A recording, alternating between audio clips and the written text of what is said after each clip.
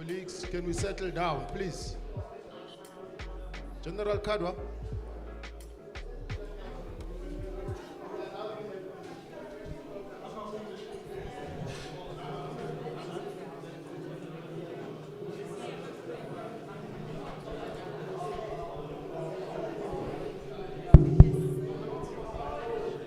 General Kadwa. General Kadwa.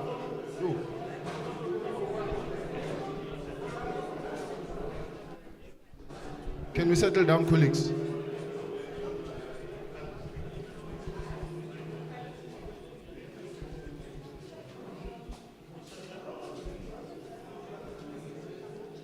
There's a little bit of a disorder, colleagues. There's a lot of noise and a lot of...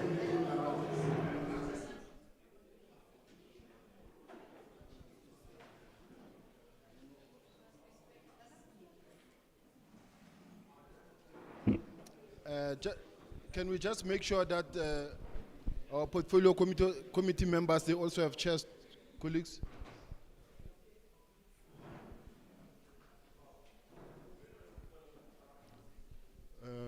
Who's the program director? General Masha? Who's leading us?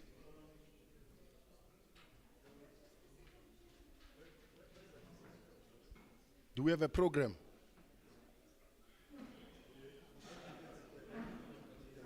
And then, what chair but to do Yeah. General Lebeo guy. Is there no way? Is there no way?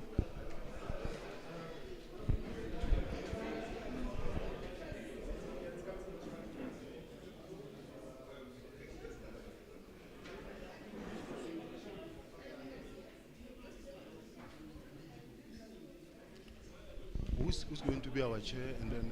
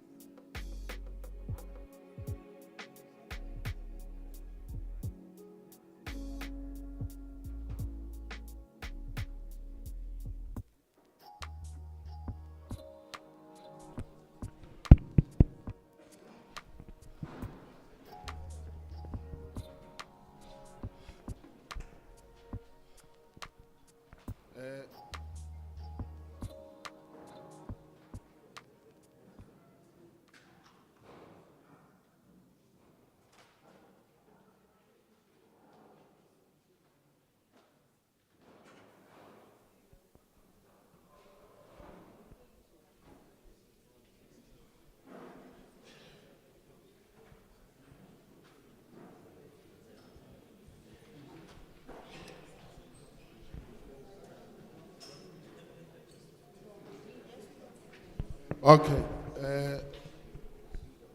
Good morning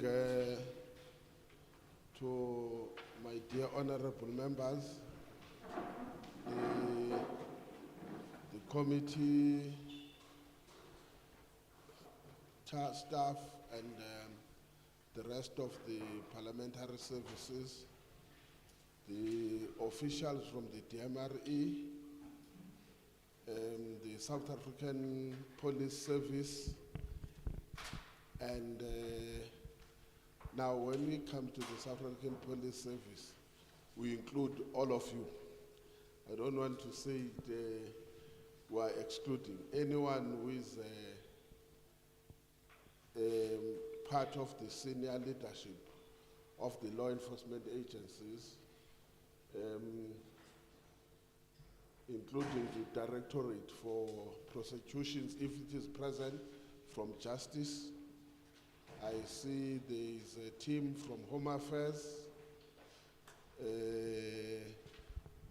If I leave anyone, I'll rather say all protocol observed. You are part of that. At some point at home, because my uncle sitting, I arrived when they were drafting a program, and they were saying, how many are we from my father? So others were saying was 16, others saying was 17. I said, just write 18. And when they said, but if somebody stands up and say, what about me? I said, you must tell that person you are part of the 18. So that you don't have a problem of explaining too much. So you are part of those that the protocol has observed. Equally, we are here today. I must say you are from the Portfolio Committee on Mineral Resources and Energy. Next to me on my left is Honorable Mahlaule. We have Honorable Volmarans. We have Honorable Jafta. We have Honorable Malinga. I am Mr. Luzipo, the chairperson of the Portfolio Committee on Mineral Resources and Energy. Part of our work is two-pronged. The first one is which is the primary one, is to come and observe and be able to get clarity as to how far have we moved from the last time we were here. Is there any progress? And if there is, what is that progress? It's also about if there are any challenges, what are those challenges and how do we overcome them? And therefore we have to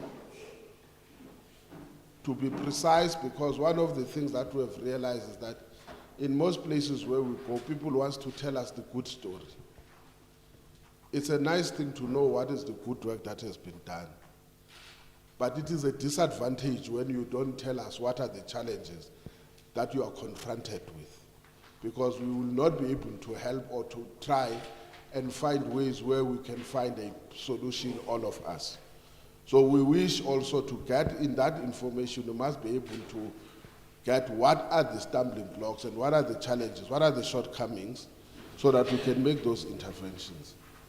But the second thing is that we are here also to be able to, which is not usual for a parliamentary committee, to give a feedback on the issues that would have been raised in many of the places where we were. We have not visited all, we are not going to, and we have not been able to visit all those areas. But to give a feedback that there were certain things that were said in the meetings that we had, there were certain things that were said by different sectors of society, but also departments. And we needed then to do the reports and make recommendations to the National Assembly on what has to be done, or what has been our observation of what is happening and what has to be done. And therefore we need to be able to give a feedback in relation to that work. But lastly, as I have said, is to also pay a visit in some of those areas and see whether what we are told is really what is taking place. One thing we are definitely sure is that the paper never refused what the pen is doing on it. But when we go, we'll have to see what is written by experience. So that is one of the two main reasons that we are here. The last thing is to look at, and I must say this in advance because we have started in the Northwest, Klerksdorp and around Sun City. One of the things that we have discovered is that if we are to fight the battle against illegal mining, especially the violence that goes with it, there is no way the Department of Mineral Resources and Energy will do it on its own. There is no way the South African Police Service in its totality will be able to deal with the issue of illegal mining. Equally, Home Affairs will not be able to do that. But we have realized that this thing is more elastic. It also needs to an invitation of many other departments, including justice and correctional services, including international relations, because it also talks about cross-border challenges that we are having. So that is why we have welcomed even the intervention by the president, because most of the time we felt that when we were crying, we were like crying on the field, no one was listening.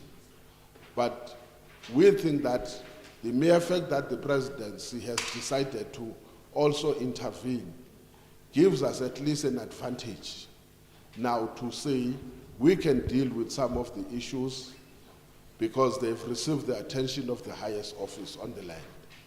And that is why we then try to also encourage. So those who will come and share with us, please take us through that exercise. It doesn't help for the South African Police Service and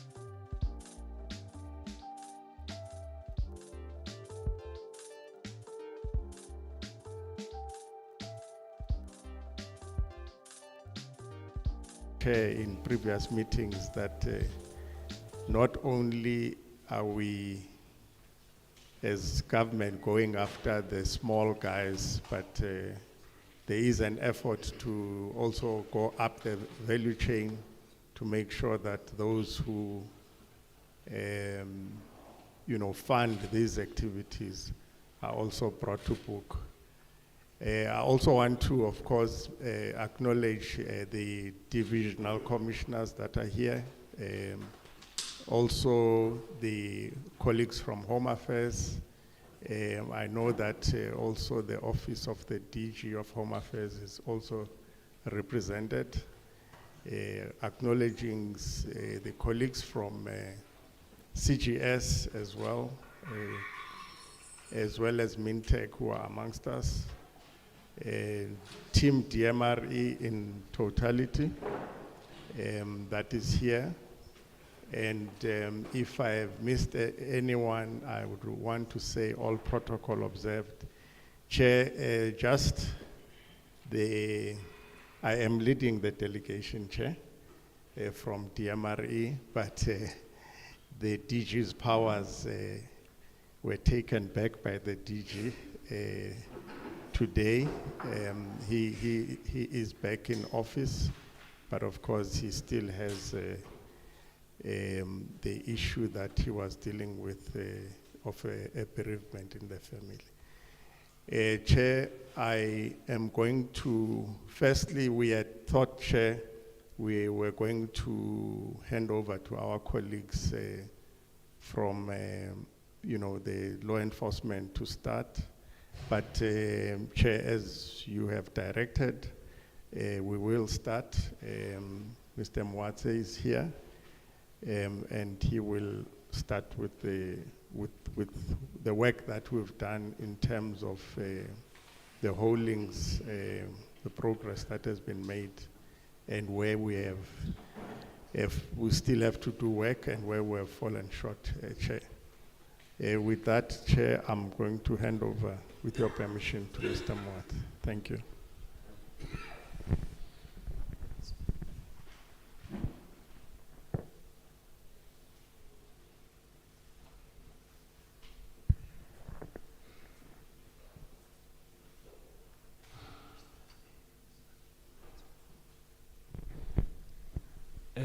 Honorable Chair of the Portfolio Committee, honorable members present, the SAPS generals present here, the heads of the departments and entities, colleagues, good morning.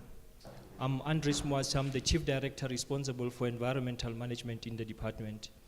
The presentation which we are going to be going through together, it basically relates to, as the request of the PPC, the situation as we found it happening in Riverlea, Lanlachte and Zamampilo.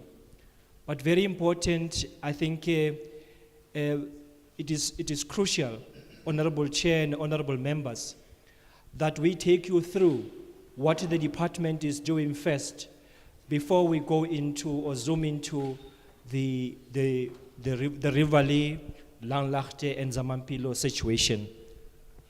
Next slide.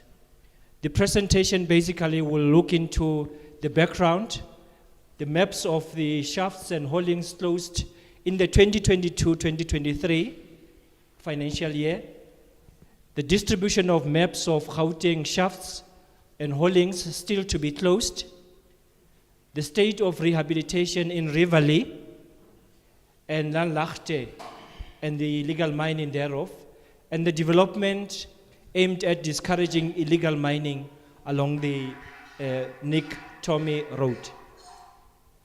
Next slide. Okay.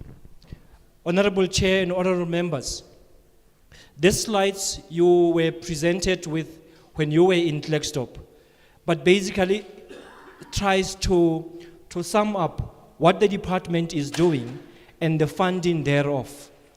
For the people who were not present in the Klerksdorp presentation, the department has an annual performance plan. And in terms of the annual performance plan, we are expected to close 40 shafts annually and we are expected to to rehabilitate 3 asbestos mines. The cost of that, it's in the range of 143 million rand. So we have to split the cost between the two responsibilities. Next slide. Honorable Chair, you will recall last year that you came to the department and you wanted to be addressed on the situation which was actually happening at Krugersdorp after the incident, the unfortunate incident which we experienced. Now, these slides basically indicate to you what we have done with respect to the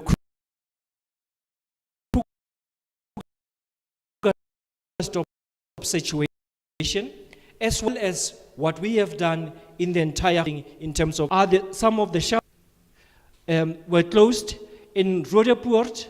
Crown Mines were around where we are, the Benoni, Brakpan, and there were 21 shafts which were closed in those vicinities. Next slide. Now, again, there were 20 shafts which were closed. Part of that comes from the ones which we were made aware of. If you still remember, when we did a presentation in Krugersdorp, we spoke of the 26 shafts which are to be closed. So in this, we have closed 20 shafts. Part of them were from Krugersdorp, Randfontein, Benoni, Brakpan, Nigel, and Roodepoort. Next slide. Again, Honorable Chair and Honorable Members, there were 12 shafts which were closed, and again it was in Krugersdorp, City Deep, Crown Mines, and Germiston. The other one, I think the last one, with the 18 shafts which were closed, again in Krugersdorp, City Deep, and Roodepoort. Next slide. Okay, Honorable Chair, I think this is crucial precisely because it talks to why we're here today.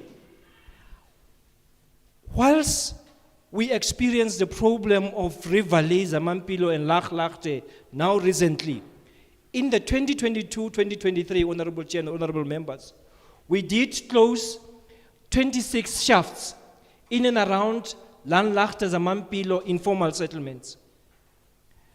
And this, just go back, and this map specifically indicates where they are and what we have done, but we have successfully closed that. Thank you. The next one. Honorable Chair, this slide, and honorable members, this slide attempts to signal the number of shafts from your west rand up until your east rand. And all in all, shafts which are still to be closed from your west rand up until your east rand, it's 518 of them within Gauteng. Next slide. As indicated, basically explains what I was talking about. The total holdings, it's 796, and the rehabilitated shafts is 271. And the outstanding one is 518, like I've already indicated. The other thing which I think I need to make mention, Honorable Chair and Honorable Members, is that you will recall from our database, the derelict and ownerless database, we know how many mines are there as derelict and ownerless mines. There's 6,100 of them throughout the country. We also know how many shafts are there throughout the country, and the number is 1,170. Now, the challenge which we are facing, especially within the Gauteng province, with illegal mining, is that you have haulings, the so-called haulings, which are not necessarily shafts, but makeshift type of shafts, which are being made. In order to make impact in terms of closing this, the department has taken a decision to also not just focus on the shafts, but also focus on these haulings.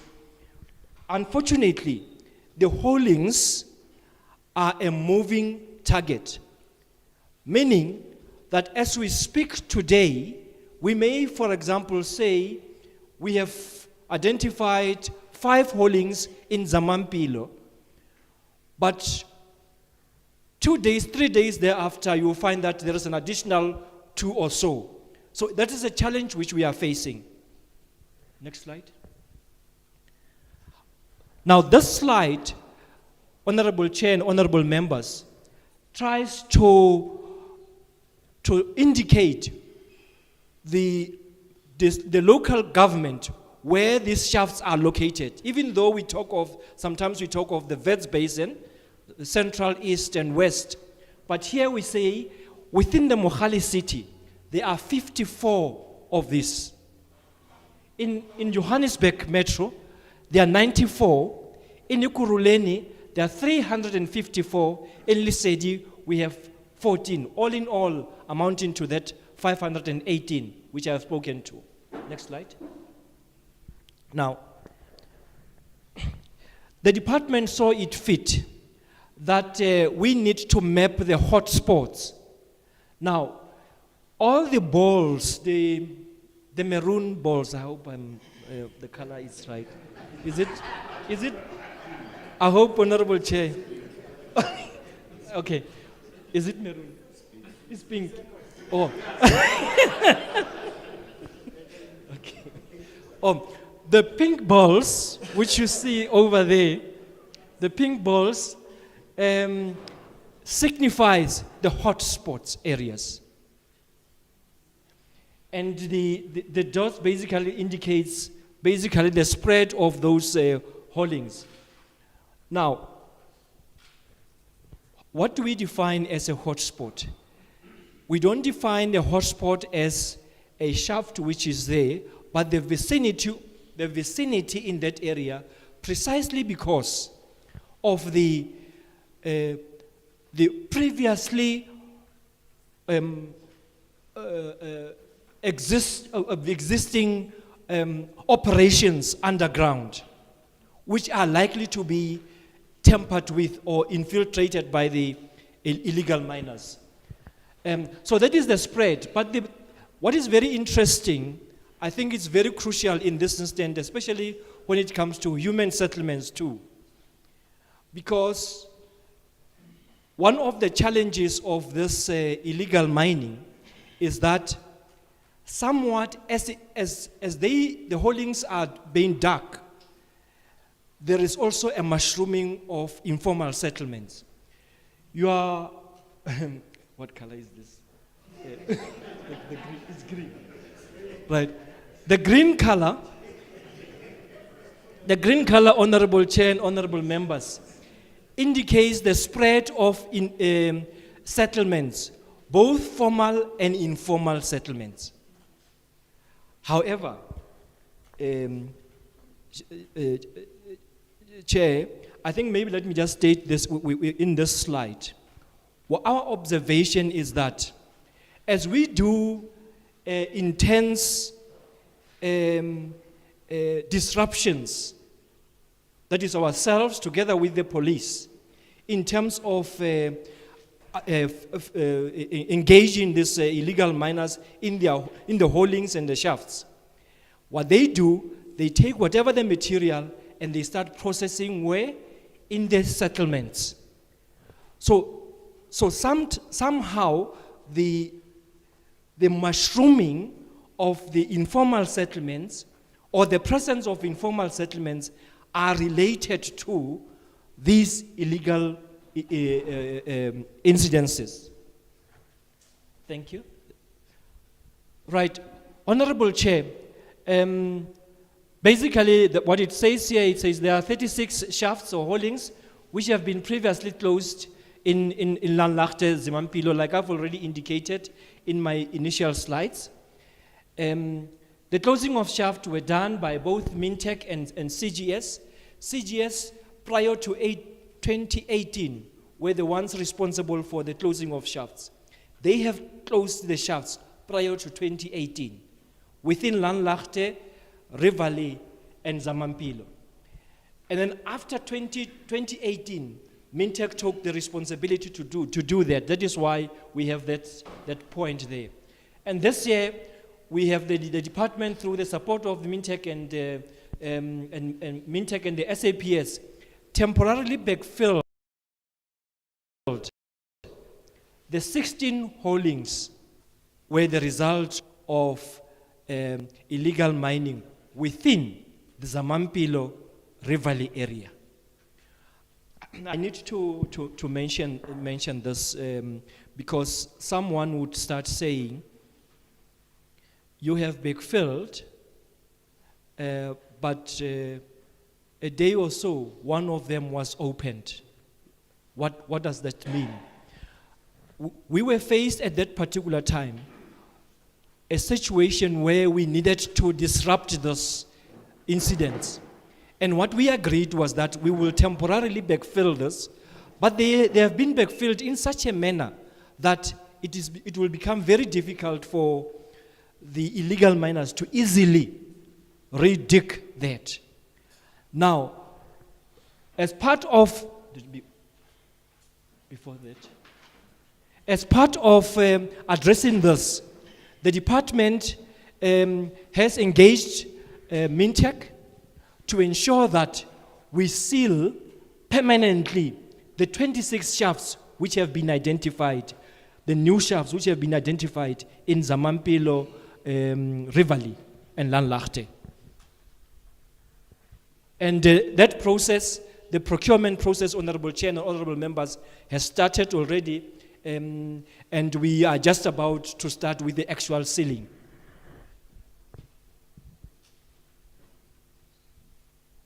Okay. Honorable Chair and Honorable Members, on your left, is it on your left? Yes. On the far end there, those were the holdings which we found exist when we, ourselves, the police and Mintech and other stakeholders went on site to find out what was actually happening. Those are some of the typical holdings which we found existing. On your right, on my right, these are some of the shafts which we have closed. But just hold on. Okay. Now, if you look at this, even though we closed here, you see, in the vicinity here, or in the vicinity, you will actually find that these illegal miners will start digging around that, not necessarily tampering with this. For some reasons, it would seem that there is intelligent information about the previous operations, underground operations. And that is why, for example, we'll seal here, and approximately 100 meters away from the shaft which we have sealed, the illegal miners will accurately dig a hole and access the operations. So those are some of the challenges which we are facing. Next. Honorable Chair, this slide basically tries to indicate the slides, I mean the holdings which are there in Zamampilo right now. We have identified them. We know where they are right now. 1 up to 14, and I think the two which are still coming, that up to 16. We have backfilled them. So the remaining ones are we could not backfill, but they are in the process of being permanently closed. Next slide. Honorable Chair, you will recall last year when we presented to you and the honorable members that part of what the department is doing is to also accelerate development in some areas.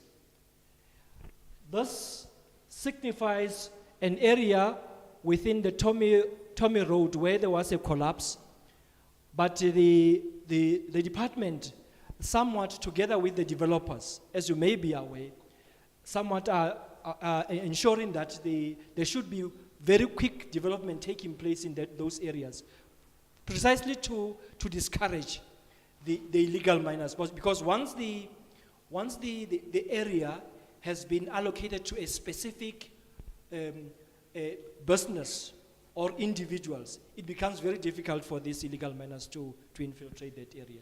Next slide. It's basically the same thing. Here also it's the road which actually collapsed, and what was done by the department, amongst others, together with the organized business to close the shafts concerned. Next slide. Honorable Chair, I must indicate, and honorable members, I must indicate that the process of dealing with illegal mining in South Africa requires a team spirit. And as a result, as a department, we're working together with other national departments and entities to address this problem. We are together in this challenge with the police. We are together in this challenge with Home Affairs. We are together in this challenge with human settlement. Like I've already indicated, one of the things which we are basically specifically trying right now is to say to human settlements, they need to map all of the areas in the Republic where there is illegal mining, and we overlay the derelict and ownerless mines as well as the shafts on those areas. Thank you.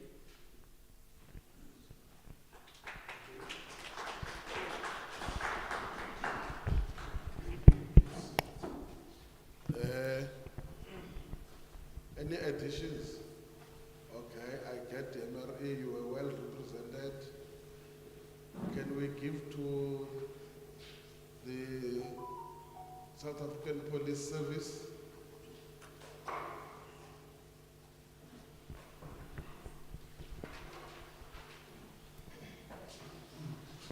Please, you will introduce your team. One thing I don't do is the South African Police Service, is the South African National Defence Force. I don't know the ranks. So, if I don't know, I heard him talking about generals, and I know that there are generals, there are brigadiers, and everything. I don't want to enter that space. So that's why it's better if you do it yourself, not me. Thank you, Chairperson. We really appreciate that. Chairperson, you are led by the National Commissioner General Sibiya, General. I think you know the General. And then also DPCI Head, General Libya, next to him. And then you also have General Kado there at the back with DPCI Gauteng. I'm myself the District Commissioner of Johannesburg, Major General Masha. And next to me is Brigadier Bender, the one that will lead us in this presentation. Chairperson, let me just say that we appreciate the input, the opening remarks that you put forward, because indeed, unless we work together, we will not really go very far. So this collaboration will definitely help us a great deal. Chairperson, I'm now going to allow Brigadier Bender to do our presentation, and from there, I'll come back and give just a few remarks. Thank you, Chair. Good morning, Honorable Chairperson and honorable members. You will pardon the voice. I'm battling a flu. Thank you for the opportunity, and also then greetings to and acknowledgement to the National Head of the DPCI, Lieutenant General Libya, Deputy National Commissioner Crime Detection, Lieutenant General Sibiya, General Marsha, all the other senior officials from other departments and colleagues. Our presentation will focus on a couple of aspects as per the invite from the committee to focus on the incident that happened in Riverlea not long ago, and also then what has been done by the SAPS since that incident occurred, and that is then the purpose of this presentation, is to brief the committee on that incident, and also on policing in Langlaagte, because that area of Riverlea falls within the policing precinct of our Langlaagte police station. So, Chair, when we look at just a bit of a background, that we know that in Gauteng province, it's also a continuation of experiencing of illicit mining activities throughout various policing districts that we have. We have 5 policing districts in the province. The root causes, I think this was also alluded to prior presentations, that in terms of the increase in illegal mining can be attributed amongst others to unemployment, criminal exploitation, syndicates, influx of undocumented persons, the mining sector abandoning the properties without proper rehabilitation, poor security at the mines, porous borders and ports of entry, and also then poverty in general. Bringing it a bit closer in terms of the Johannesburg area, we indicate there that it's also widely spread in the Johannesburg area, mainly occurring in the areas of Langlaagte where we are, Zamampilo, Riverlea, Selby, which falls under the Joburg Central Policing Area, Dobsonville, Ruripert, Florida, and Cleveland. And some of these areas have also been highlighted by the presentation of the colleagues of the Department of Mineral Resources and Energy.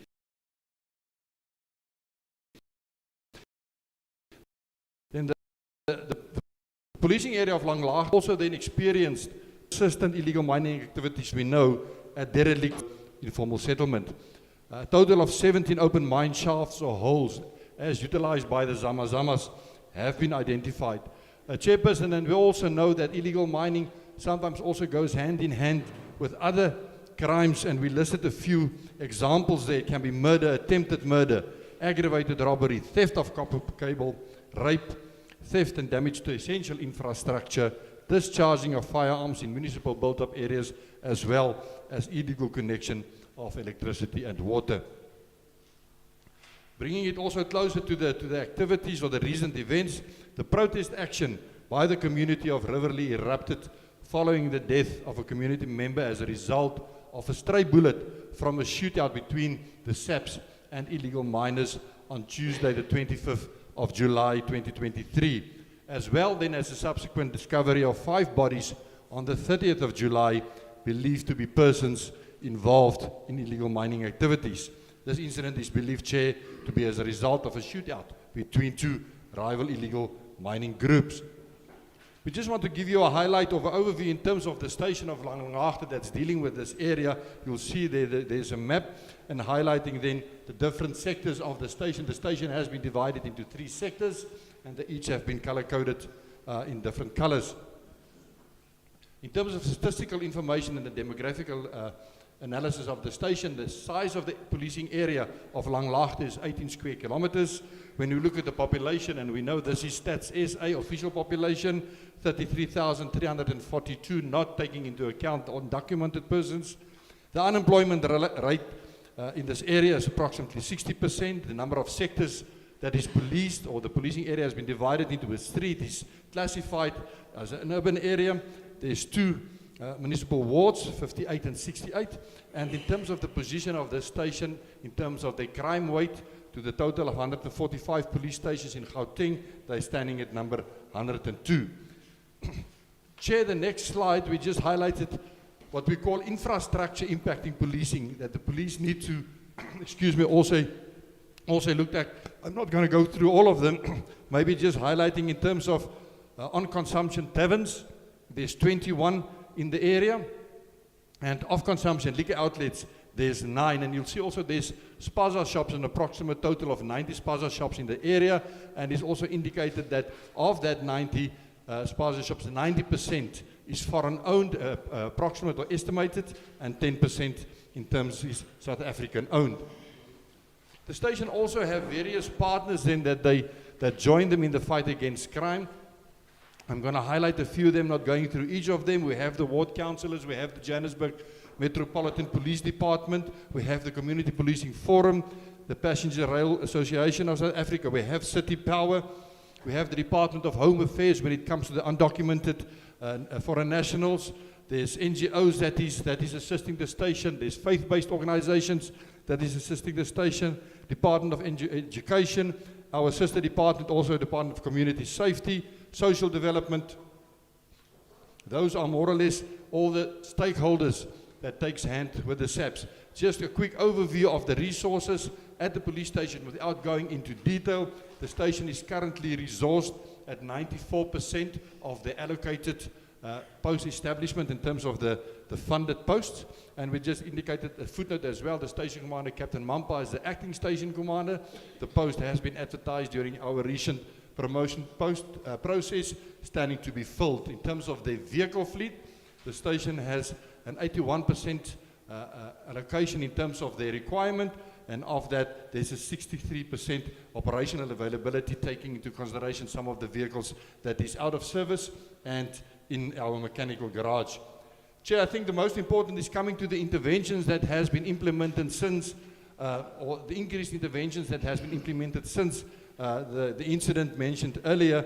First of all, you'll see it has been highlighted in the different organizational levels that we have. What was done from station level, we go up one level, what was done then from the district level, again also from the provincial level, and then lastly from the national level. So when we look at the station level, they had intensified high visibility operations, inclusive of vehicles and foot patrols in the inner perimeter, as well as within the immediate surroundings of the prioritized areas.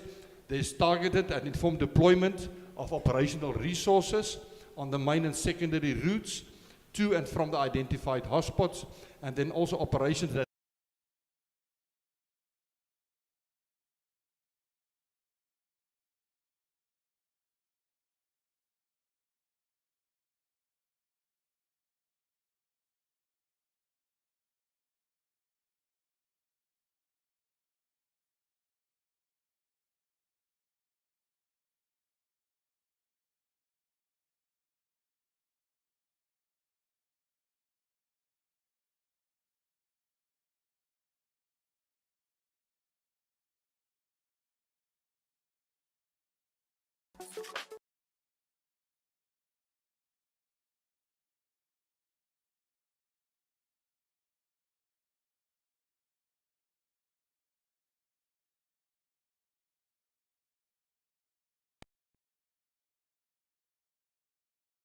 on the 12th of August.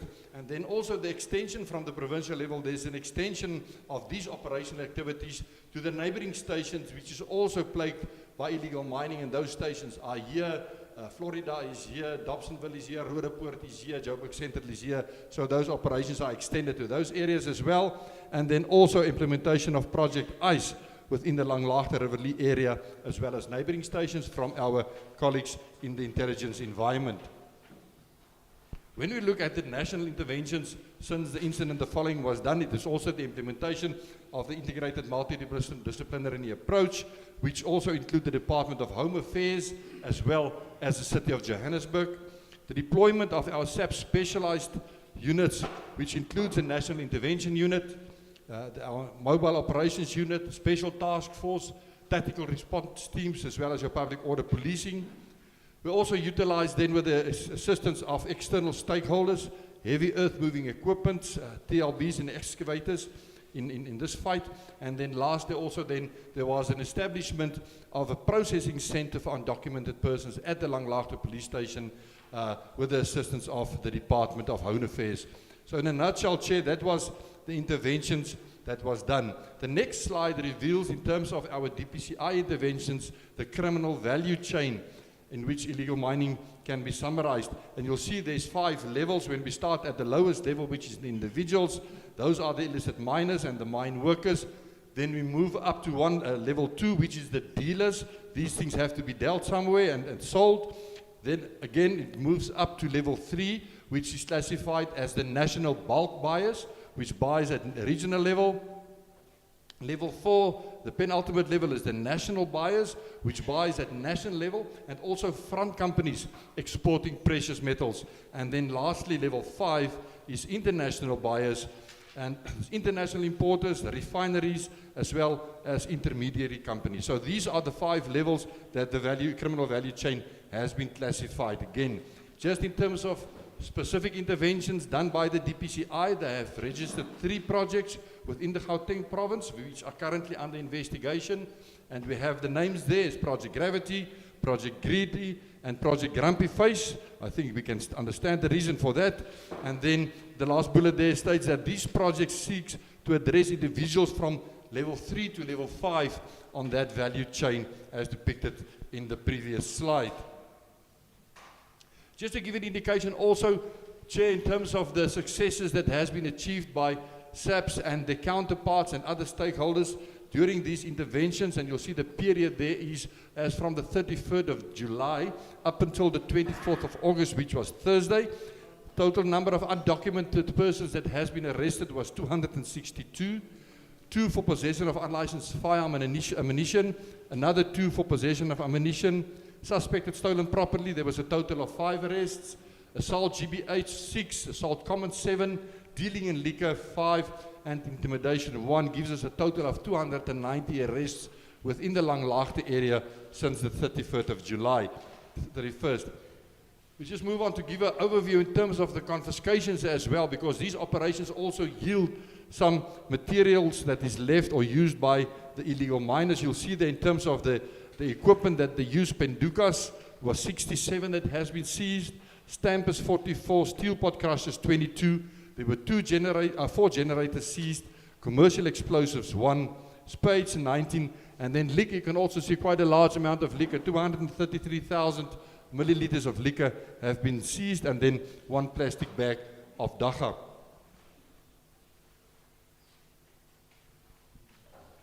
Chair, the next slide, we just want to give some feedback. At the previous oversight visit also here in the Riverlea, the community mentioned a few concerns that they raised, although a number of those were aimed at undocumented persons and home affairs and the mines. These were the few that were summarized speaking directly to the SAPS, and that is why we included them to provide feedback. The first one was there that it was mentioned that the George Harrison Park is not patrolled by the SAPS, and the feedback then by the station recently is that they do now regular patrols at the station, by the station crime prevention members in conjunction with the community patrollers of the Department of Community Safety, as well as the crime prevention wardens. That is also a project of the Premier. The second one there is the concern over underground gas, petroleum and water pipelines that poses a threat to the community. They have done awareness campaigns with the community to sensitize them regarding the location of these pipelines and also then the danger of digging in close proximity thereto. There was also mentioning of the increase in shootings in the Riverlea and Zamampilo areas, the alleged use of explosives during the night, and also then illegal miners being in possession of automatic rifles and firearms. And the feedback there, as we indicated in the previous slides, the number of preventative and disruptive operations that is executed from the various levels in that area to quell the proliferation of firearms as well as other criminal activities. Largely, there was also then a complaint or concern about the poor reaction time of the Langlaagte SAPS at the time. Since then, a total of 10 additional vehicles have been allocated to the station over the past 2 financial years, with another 3 that has been planned to be provided to the station during this financial year. We're also looking at the addition of human resource capacity at the station to augment their capacity, and that will be done after the training of the members, which is currently undergoing their training. And then lastly, from the station also the continuous monitoring of the outstanding complaints on our systems, and then indication that currently all the categories of complaints have been addressed to in terms of their target. Chair, moving to the end of the presentation, we just thought to highlight a few challenges that SAPS encounter in terms of the fight against crime and specifically also illegal mining, and some of them, the solutions have already been alluded to by the department in their presentation as well. First of all, it is the prevalence of the social ills relating to the abuse of liquor, drug dealing and gangsterism within this area. Secondly, the high levels of unemployment. We also have the illegal mining turf wars and the open and derelict mine shafts, which was alluded to as well, and also DMRE had committed to close them, and it was included in their presentation as well. We obviously have the influx of undocumented foreign nationals in the area, focusing on illegal mining as their trade. The rapid expansion of the informal settlements with poor infrastructure and environmental design. It was also highlighted by the DMRE. Cable theft, and then the multiple escape routes that the area has and are faced with in terms of the Main Reef Road, Nasrec Road, and two others that has been highlighted there. But lastly, Chair, as you said, we should highlight the challenges. There's also a few recommendations that we think can help to overcome these challenges. First of all, the DMRE and the respective mining houses to assist with the proper and permanent closing of these derelict and unused mine shafts or holings, as it was called. Also then, the other entities, the PRASA, Telkom, and Eskom, to fulfill their obligation relating to the security of their respective infrastructure as well as their assets. Home Affairs also then to address the increase in the volumes of undocumented foreign nationals in the area. We also would like the Provincial Liquor Board as a partner and a stakeholder to execute their mandate in respect of the problematic liquor outlets. Second to last then, also human settlements to address the poor infrastructure and poor environmental design and the policing precinct, inclusive of the resettlement of the Zamampilo informal settlement. And then lastly, Chair, also the City of Joburg to improve on the rendering of the basic municipal services. And with that, we come to the end of the presentation, Chair. Thank you, General. Yeah, Chairperson, just a few remarks also of some of the challenges that you are having. Like we said in the presentation, that unemployment and poverty contributes. You find in most of these places where this illegal money is concerned, there are informal settlements. They are originally owned by South Africans, but then they rent the same shacks to these foreign nationals.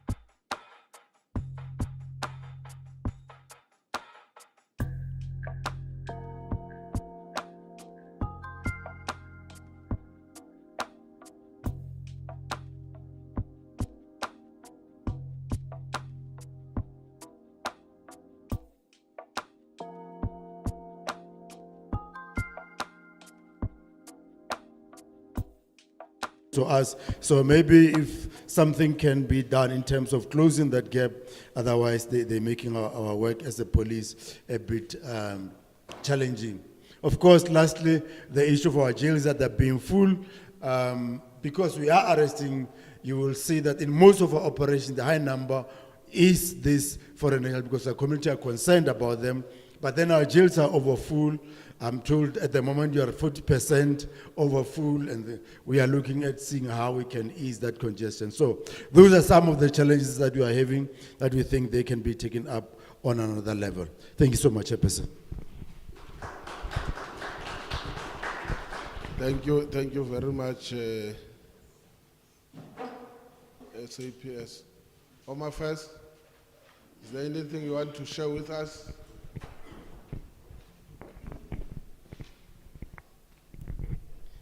Honorable Chair, our law enforcement stakeholders that we continuously work with, I'm Albert Matsaong, I'm the head of Home Affairs in Gauteng. I'm delegated today to come and represent the department here. Honorable Chairperson, a lot have been said. I think few issues which we also need to confirm as Home Affairs. It's the countries that tends to generate quite a lot of illegal migration, that we then find them also participating in illegal mining. The numbers that we have from the department side immediately after having an engagement with SAPS and our stakeholders in fighting this illegal mining is that most of these people are coming from Zimbabwe, Lesotho, Malawi, Mozambique. We also have got some who are coming from Botswana. But the other issue is that in our profiling, we have also noted that there are also few South Africans that are also taking interest in terms of these issues of illegal mining. The big thing for us, which remains a challenge for the country, is illegal migration, which as and when we move to this illegal mining, or when we do inspections with the law enforcement, you find that most of the people that are there are mostly undocumented foreigners.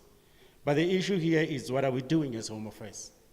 Home Affairs continues to make sure that these people are processed, we process them, and we also ensure that we move them. We have got a challenge of Section 34 that still has to be presented over to Parliament, Honorable Chair, but that is not stopping us from doing our work. What we are trying to do is making sure that these people are, immediately when we have processed them, we deport them directly within 48 hours, because that one covers us. But now what we have also done as a department is that besides having to move them within 48 hours, we have tried, Honorable Chair, since the last meeting as a department, to increase capacity of inspectorate with 115 inspectors, as an addition to the capacity that we had before. And what we have also done is that within our plan, in dealing with these issues of illegal mining, where illegal immigrants are found, we have also enhanced our inspection to spaza shops to identify who are the real owners of this spaza shop, because we have noted that spazas have now emerged as the structures that are providing these illegal miners with food. So they are providing them with food, they are providing them with the services, so there are inspections that are directed to spaza shop just to assess who are the people that are owning these spaza shops and what documentations do they have, and working together with the municipalities just to see if they really have to continuously operate those spaza shops. What we have also done, Chairperson, we have now, together with SAPS, we've extended our operations to informal settlements. Informal settlements in the sense that an assessment that was made is that most of the residents who are found at the informal settlements are illegal immigrants. So there are operations that have been extended to cover the informal settlement, to check as to who are the people within there, where we also ensure that upon arrest, those people are processed and moved. The other element, Chairperson, is the issue of our borders, which in the presentation that colleagues have made is that we have got a challenge in terms of the borders. But what we have done since the implementation of the BMA has managed to appoint 200 border guards, and they are currently in a process of appointing 400 as part of strengthening capacity within our border environment. General Marshall has indicated that one of the challenges, Chair, is that as and when we deport them, they come back. But we have, BMA is trying by all means to strengthen their space so that immediately upon their deportation, they are not returned back. There are strategies that have also been put in place of arranging operations, counter-return strategy, is the counter-return operations, where we are working closely with SAPS and other law enforcement to make sure that those who are deported do not come back. So those operations are made along the borders and not very far from our borderline, especially within the Zimbabwean side and also the Mozambican side and the Lesotho side, because those are the numbers, Chair, that those are the areas where we have got a sizable number of people that we are deporting. But more important, Chair, is what do we do? There's an issue that has been mentioned of asylum seekers, to say as and when some are arrested, they cry asylum. There is a process that we have implemented in the department of saying all those who have been in the country for long, who upon being arrested cry for asylum, there is a speedy process. There is a process that we have implemented to say, let those cases, because immediately when a person cries for asylum, you can't deny them. But the strategy that we are implementing as a department is to make sure that they are quickly processed so that those who do not deserve to be kept as asylum seekers are removed. But the other issue is, what then are we recommending as a department? Noting that the capacity that we have got, Honorable Chair, is not enough. We're working closely with SAPS, but there is more involvement of communities that is needed here. Because these foreigners are found within communities. These foreigners are being rented by our own communities. RDP houses, when we do our inspection, you find that RDP houses are occupied by these illegal immigrants, which are the RDP houses, Chairperson, which are meant to be occupied by our own people. But more important, Chairperson, we need a political voice.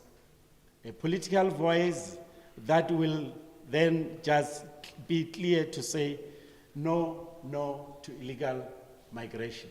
Because there are many in this country. Yesterday we had an operation in Deep Slot. In an hour, our vans, and together with the vans of SAPS, 150 people were arrested within an hour. So we had to suspend the operations because we needed more hands. So illegal migration, Chairperson, is a reality in this country, and we really need to hear politicians talking more about it. Thank you very much. You ran out of vehicles. Yeah, it's tough. I'm told amongst us who have got, they must come and represent themselves. The NPA, can I give them? Yes. Yes, come. Next time when you see me in court, you must know that I deserve lenience because I gave you a chance. When they say, is there a prosecutable possibilities, you say no. Just introduce yourself.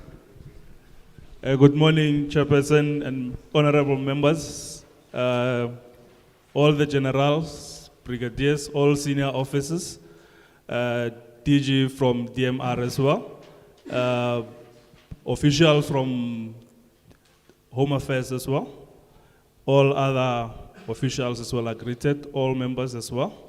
We greet you. We thank you as well for the invite. I'm Jacob Serepo. I'm an advocate at the DPP's office, Johannesburg. I'm the Deputy Director in charge of organized crime in the South Gauteng. I'm with my colleague here, Advocate Sitara. He's from head office NPA as well. Of course, this issue of the illegal mining is quite a big problem. It affects everybody. It affects almost all the departments as well. It is indeed organized crime. And the issue with it is that in most cases, people that get addressed are your level 1s, your level 2s, because it's difficult to get to the big bosses, those that are, sending them to do this illegal mining. Those are buying the products which have been mined as well. Of course, it can only be addressed with collaboration among the stakeholders, where we work together as NPA, we work together with DPCI, with SAPS, with Home Affairs, with DMR, all the stakeholders who will assist as well. Of course, the issue of the crime intelligence as well, will be of assistance as well, because these people are among the communities. They operating within the communities. They're not operating somewhere else where they cannot be found. So it's more as well that we need to get more intelligence that we gather. Of course, that as well we gather through or from community members as well. And with regard to that, it will be able to, to get us to the levels that we would want to. Because once we are able to address the level 4s and level 5s, that will be that. Because now those are the people with big pockets. Those are the enablers as well. And dealing with those as well, because now they are the ones that have money. They are the ones that are buying properties, big properties. They're buying, expensive cars as well. So that as well, when we have now, intensive investigations, but now just hitting them in the pocket as well, where we now, doing asset and financial investigations as well. Of course, that will assist because that will mean that, all the processes that are ill-gotten through this illegal mining as well will be addressed, and they will be hit in the pocket. And if we hit a criminal in the pocket, it is where you're hitting him the hardest. And we, in most cases now, that's where our asset forfeiture unit will come on board and be able to confiscate those properties as well. But of course, the issue as well sometimes becomes the budget, where now we would want to address the issue of money laundering as well. So it will be of assistance as well if more budget will be, of course, be given to SAPS, DPCI as well, so that we are able to have more people being able to do this financial and asset investigations, because that is quite expensive. With those forensic investigators, they're expensive. To compile those reports. And it's not just about compilation of the reports as well. It deals further with them now coming to testify in court. Before that, they will need to prepare as well in court. Of course, the other issue, the General Marshal already mentioned the issue of the courts, being lenient as well. We as the NPA, we can impose on the judges, on the magistrate as to what kind of sentence must be imposed, but we may recommend, we do address courts as to, these are the sentences that we are of the view that should be imposed on those kind of sentences. Because if higher sentences are imposed on these criminals, it serves as deterrence to them and to other would-be offenders as well. So if such sentences are imposed, even those that are thinking of doing it, it will now, make them not to get involved in that. Of course, they've already spoken about illegal immigrants being involved in this sketch. 99% of illegal miners are. Of course, those are your level 1s, 2s, but then we will have to strengthen, of course, the issue of the borders as well, because they're not really helping us as well. Of course, what we have noticed as well is that people will be deported, having been sentenced. If you sentence them for your Section 49s, they get 6 months imprisonment, they get 12 months imprisonment.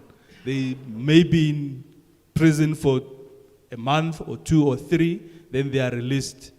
When now they are deported, as has already been indicated as well, they won't even go back to their respective villages.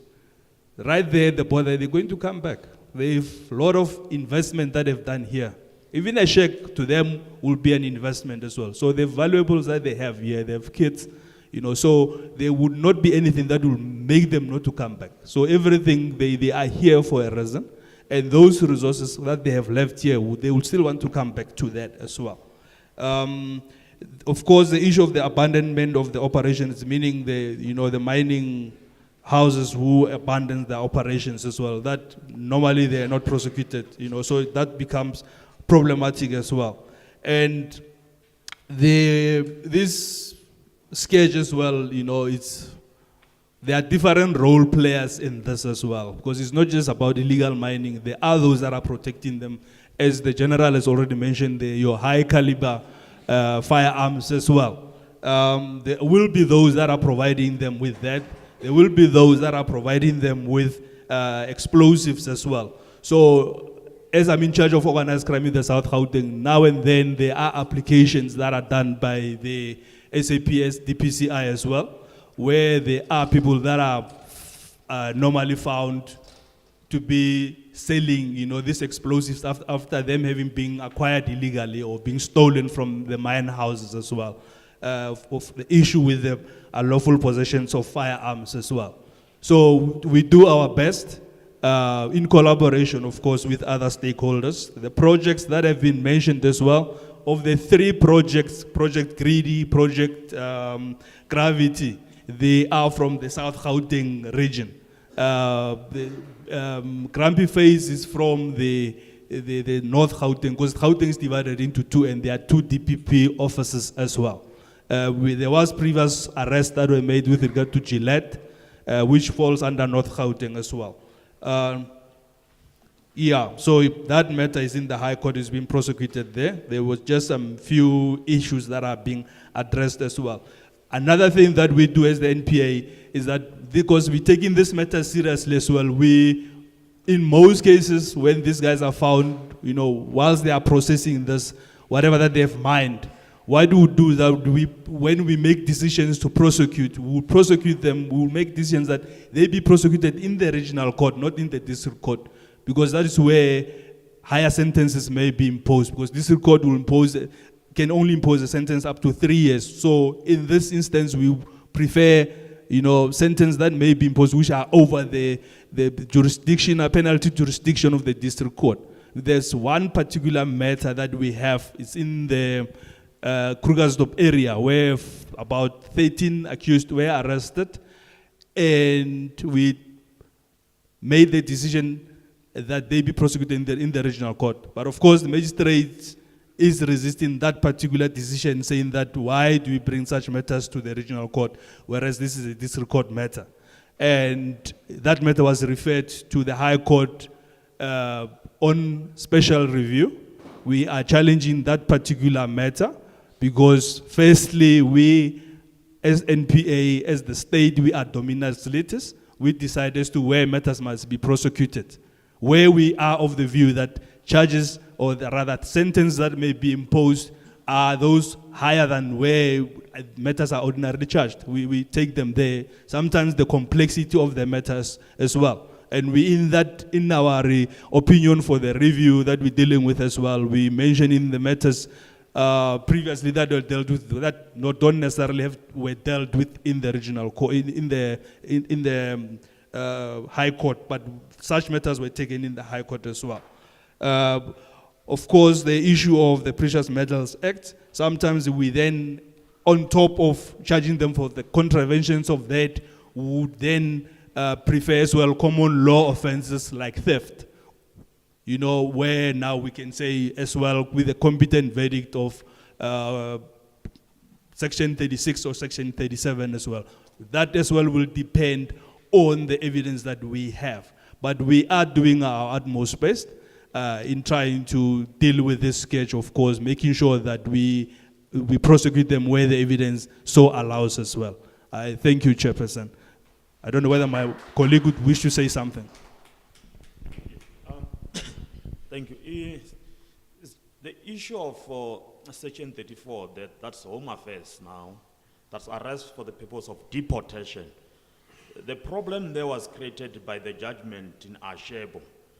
Then now, the solution now, pending the legislative amendment to that section, should then be to effect arrest in terms of Section 49 of the Immigration Act. Because the judgment in Ashego simply says that you may not deport that particular person should he indicate that he or she wish to apply for asylum. So you must then give him an opportunity to and then entertain that particular application. And then in the process, he get reintegrated into the community. You struggle to locate him, and he doesn't pursue that particular application. So now the other challenges in terms of Section 49. 49, upon conviction, the magistrate are limited to, 12 months. 12 months, he may not go. Should he go beyond that in terms of imposing a sentence, now he will be committing an irregularity because magistrates are creatures of status. So the solution that, as we discussed with my colleague, was then to say we should then charge in terms of, amongst others, common law theft, because the discretion by the magistrate in terms of sentencing is unfettered one. They can go as far as 6 years and including 10 years and stuff. And then you will also have seen in terms of the Precious Metals Act, now dealing with level 4, 5, that these are big guys with pockets. What is happening, what we have noticed is that they are taking out minerals, maybe to Zimbabwe, and bring them through flight, air transport, this time to Dubai. And once they land at OR Tambo, you may not charge them in terms of our Precious Metals Act, because our Precious Metals Act addresses our own mineral and not mineral from. So then, once they are there, because they are in transit, what then becomes applicable is only the Customs and Excise Act. They must declare. Should they not declare, then they get arrested. Should they declare, then you let them pass. Then they go. So the other issue is that the law should then be changed, because now, like the Diamond Act is old, the Explosive Act of 1956, it should be changed so that we address, so that we live in accordance, they deal with issues, facing the country as it stands. Law should speak to the current issues and not issues of 1956, like the Explosive Acts. They must fast track the bill of 2003, the Explosive Act of 2003. The bill is still being debated. It has not been passed as of yet. So what I think we should be doing, SAPS should then be able to investigate cases thoroughly to enable the prosecution to charge in terms of poker.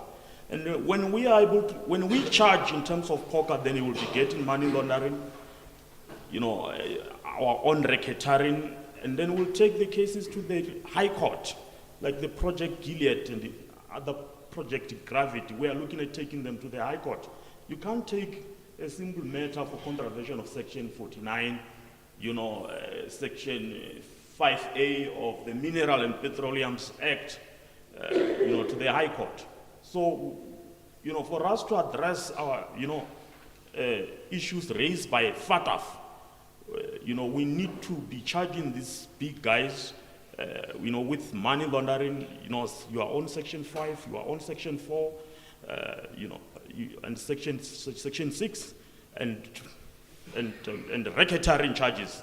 Then access forfeiture unit of the NPA then comes in terms of Chapter 6 to, because that is civil forfeiture. And we are then able to chop off their head, chop off their financial muscles, and then be able to address the issues and syndicated crime. So on the issue of, our borders being porous and deportations, what I did was to communicate the message down to our prosecutors to say that upon conviction, should the suspect be found to be an illegal foreigner, because there is a judgment by the High Court, it's a law. The prosecution should apply that they be deported. Then whether they get deported and or we do not, because that's now the territory of the Home Affairs.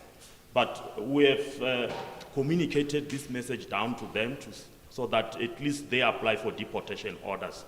But with regard to the sentencing, like my colleague alluded earlier on, our duty is merely to recommend the sentence, a suitable sentence, and the magistrate decide, whether to impose, the sentence as recommended and or not.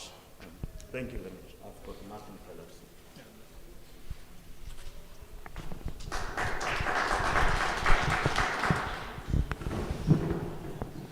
Thank you. Now, we are going to, like I said, take questions or comments from honorable members. Just few things. First, the first one is that I just want to go to, before members come into DMRE, where I think there is a gap. The first one, I would have expected, I was looking when we were coming here, I would have expected that we'll get a report about the closure of, where's that place? Very close to, what is that street? Risik. Somewhere, when you just enter Johannesburg, where we were told that you were going, the city of Johannesburg had agreed to build a, what is it, transport hub or something. We have not got whether there is progress on that or not. That's the first thing. The second thing I would have thought, DMRE, you will share with us the challenge with regards to what was reported, because I'm looking at the report here of the SAPS, where it talks about, what is this thing, recycling and so forth. One of the things that it has been reported is that the biggest problem is second-hand gold. I thought you were going to share with us how does it happen? Because what we are told is that second-hand gold is very difficult to trace its point of origin. And why must we continue to have it if it's giving us problems? Yeah, it's the issue of the scrap metal dealers. But there is an issue of the refineries. Because I can say, I may assume sitting here, that our first problem starts from the refineries, which is where your second-hand gold will become a product at the end. I thought you needed to share with us here. The third issue I wish you could share also is the matter that relates to the value chain. I saw that you were saying there's up to the 5, up to the last 5th level, which is, but we are not getting a sense of what are you suggesting. I'll say this with extreme caution. We are told that at the end of our gold products is predominantly the United Kingdom, UK, if it is wrong, say so, and China. Yes, and Dubai. If that is the case, it means we are fighting a battle. How far are you? Because at some point there was a proposal that at the United Nations level and from the World Trade level, you were pushing for gold to be categorized as a special mineral, if there's such a word. But to just tell us how far it goes is not helping. I think you could share that. My last two things that I would have thought from the MRA you would share is, what are the possibilities, but let's be honest here, what are the possibilities that the same people you grant a license to trade with gold are the same people that are responsible? One case when we were in Rutherford, there was a case, what was that thing? Pan-African something. Né?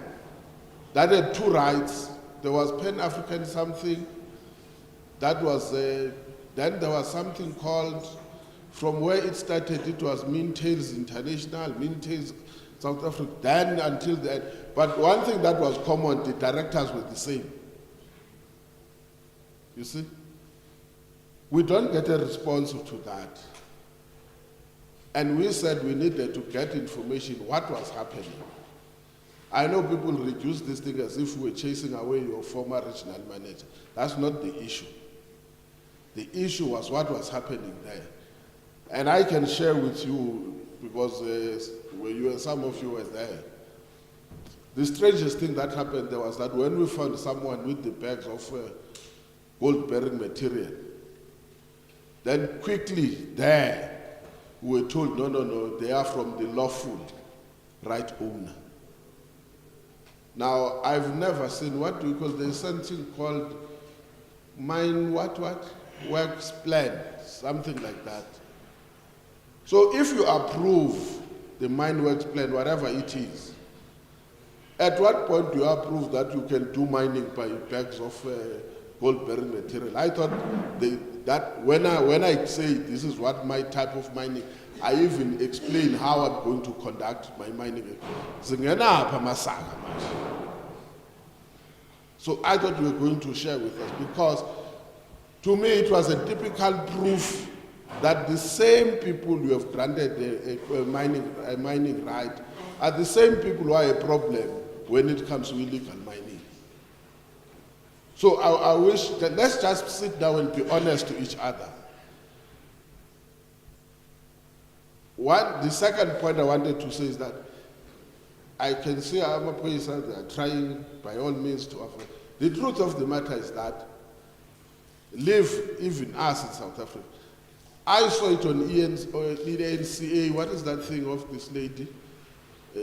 That program. One, the Commissioner of Police in Lesotho says there has never been approached about even a suspect that is in South Africa, that is wanted by the SAPS, or even DPCI, I don't know. Said, no, we never, South Africa, anytime it wants our help, we are available. That's point one on this last point. Point two, they say there is a group, I don't want to say gangsters, they say it's a cultural group that is linked to the syndicates. And it is sponsoring the political parties in Lesotho. And they were showing it on TV. Those people were distributing money in a rally.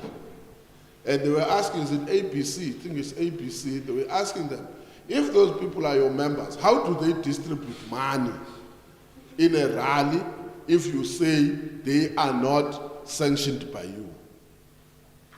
So, is it true or is it possible? And so that when we deal with our counterparts from Lesotho, we must be able to say, but the problem starts with yourselves.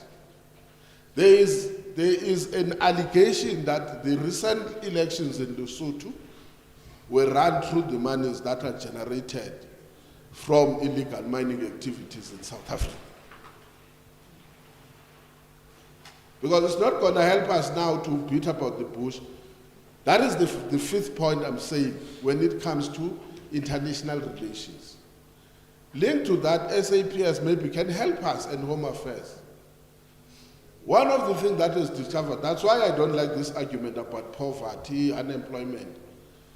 The majority of the people that are the food soldiers, the actual Zamazamas, help us with the average age. I've never seen someone, honestly speaking, those people, the actual Zamazamas, are not more than 25 years old. And my answer is simple, is that in those holdings, the truth of that, a person of my body size can't get in there. That's a fact. So you need a small body size, and that body size starts from 13. Most of those people, they are 13 up to 21 or 20, 23. Once it's 25, is too old, because he can't get in on those holds. So it's not just a question of a child labor, it's a child slavery. So how do I get poor when I'm 13 years old and unemployed? So that we can categorize, because the rumor says most of these young kids are recruited as if they are first they are taken somewhere else, and before they are brought in here. And it becomes a slavery exercise that it's so difficult for them to go back home. So I'm raising this thing so that feel free to say the real problem is this one. Beyond what it is within your powers. I've heard Home Affairs, how do you deport a 16-year-old or 15-year-old?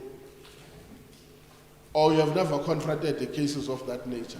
Because I can go and say I'm adopting the child and it's coming here, and how do we close borders? Because a young child will come to South Africa with a parent.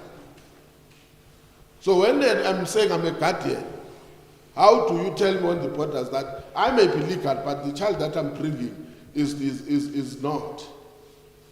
So that we must be able to unpack all the. I'm not saying let's bring in more problems. I'm saying let's just be honest with each other once and for all. You must tell us also whether some of us will occupy the positions that we are occupying because we are sponsored by illegal mining money. So that we can be able, I'm not saying it's happening. But unfortunately now, rest assured, the MPA does not have those powers. When you say something here, it's not a case of perjury. You are just sharing and will not. That's why I was saying to yourself, if really there are serious things that you can't share, be prepared to say, hey, some of the things are bigger than this meeting. Then let's look at how do we deal with that thing. Otherwise, we'll not resolve the issue of illegal mining as long as we are trying to be smart with language. Honorable members, any take? Honorable Mahlaule, Honorable Malinga, and then Honorable Jafta, Honorable Volmarans. Thank you very much, Chair. Greetings to yourself and greetings to SAPS, Hawks, NPA, and Home Affairs, and the department with its entities. The first question I want to ask, I don't know who's going to respond between the NPA, the Hawks, and the police. Has there been a classification of illegal mining as a priority crime so that the specialized commercial crime unit can then intervene? I know it's different when you have classified a crime as a priority crime and when a crime is left to be a normal crime. Maybe that will assist us to understand how serious are you taking this matter. And maybe the demonstration you are going to make will make us understand where we will be in the next 2 years in terms of dealing with this kind of crime, which in my view should be categorized or classified as a priority crime. The second issue I want to raise is a frustration that I have with the law. We are lawmakers, but the manner in which it's implemented, not by us, by the police, the NPA, and the Hawks, sometimes frustrate me. And I want whoever is going to respond to take me very slow. I'm a very slow learner. If you get me in possession of something that is illegal in South Africa, you don't first ask me my nationality. You arrest me and read me the rights and the charges, isn't it? You say we are charging you are under arrest for possession of drugs, and these are your rights. You take me to the police station. Upon arrival to the police station, it's then that you will discover that I'm a South African or I'm not a South African. Now, if you were to do that, deporting will not be the first thing in mind. The first thing in mind is that I'm charging this person. This person must serve the sentence that is going to be imposed to them, not deportation. Different to the operation you were making or you were doing where you arrested 150, I assume that there you were looking for undocumented foreigners. The first thing there may be deportation because there's no crime committed either than entering the country without permit.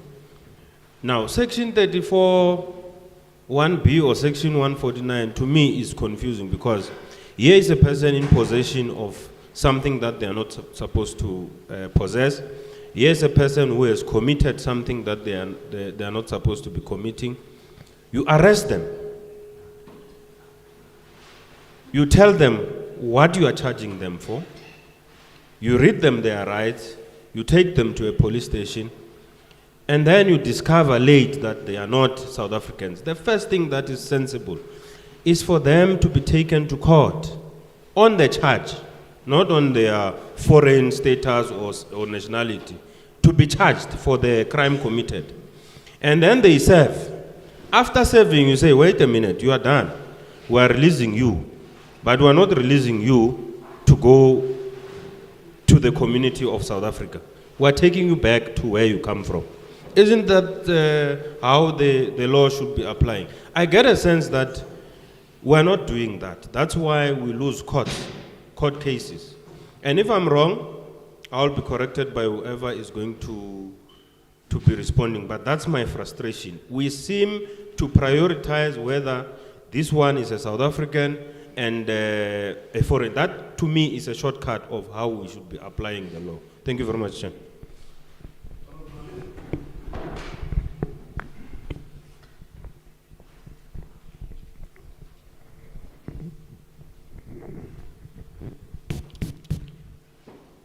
Thank you very much, Chair. Thank you very much, Chairperson. Greetings to yourself, members of the portfolio, all the stakeholders in our midst. Chair, ngeke ngikwazi ukusukuma ngoba mina abaphathi bahlele emva kwami ngicabanga ukuthi bazongizwa futhi and my notes are in front of me. Chairperson, let me welcome all the presentations that we received here and say, Baba Makubela, any document ayinama recommendations ngihlulo usabs namhlanje nama challenges and recommendations. Chair, last year when we were busy with this issue of illegal mining, joint with both police, the PC on police and Home Affairs, we had the same challenge Home Affairs that is still bringing before us again of the legislation. I think at that stage it was, if I remember correctly, now I am a bit confused if they are talking about Section 34. I remember it to be Section 32. I might be wrong there, Chairperson. It can't take the department a full year to bring before the courts or whatever, the amendment, or before Parliament, the amendment of a law that is a thorn in their day-to-day workings. Chair, the first slide I want to zoom in from the South African police document that is in front of us. I think it's under background, yes. Background continues, I think it's on both slides, slide 6 and slide 7. I want to concur with what Honorable Mahlaule has just said. That on slide 7, various other crimes as reflected below are also associated with illegal mining activities. Chair, maybe if the police are struggling with this issue of the courts and whatnot, the charges that they are written there on slide 7, I think they warrant a sentencing before even the issue of nationality comes to light. Chair, on their challenges, I think it was the second speaker from SAPS. Nami angengwazi ukukhuluma ngama ranks before because I don't know them. The second speaker after the presenter from SAPS also highlighted other challenges. That South Africans, they also rent out their shacks to foreigners.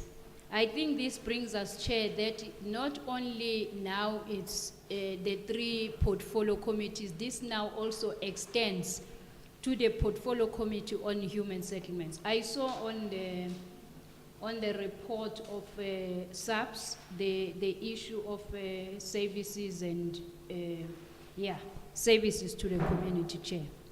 Chairperson, the recommendations from the presenter or Ubaba I think Matsong from Home Affairs or Mtong somewhere there. He said political voice needed. Hey, Bano Minister Oi Badla Yolendo. I don't know what political voice does he need or is he talking about. Chairperson, the collaboration between communities and Home Affairs. We encouraged the departments to work together. I see now SAPS has given us their presentation, DMRE has also sent us their present. It means abafunu kusebenza bonke. Because this could have come in one document. Even the recommendations from Home Affairs, even what NPA is struggling with could have been packaged in one document. So I'm not sure if the joint meetings of these stakeholders are sitting, Chair, but that's not for me to go there. Chairperson, to the NPA, I don't think, Tina, we were about NPA. I'll tell you why. Remember when we were in the Free State? In the Free State, they raised the issue of judgments. That is, some judges, they give lenient sentences and according to my understanding, that's not the territory of NPA. I don't know whether judges, I might be wrong, I'm not in a legal portfolio, maybe I'm not clued up. I'm not sure whether judges or magistrates report under NPA. Maybe I should get that clarity, Chair. They're talking about Section 49, which I think is the last advocate who said the judge cannot even sentence a person more than a year because that will be misusing the year. I think it goes back to what Honorable Mahlaule was saying. That you charge him with the first thing before you talk about deportation. If you come and talk about that the person does not want to be deported and seeks asylum when they have been here for 3 years, I think our courts are not doing their work, Chair. because that should be checked. I don't know how, because these people are undocumented.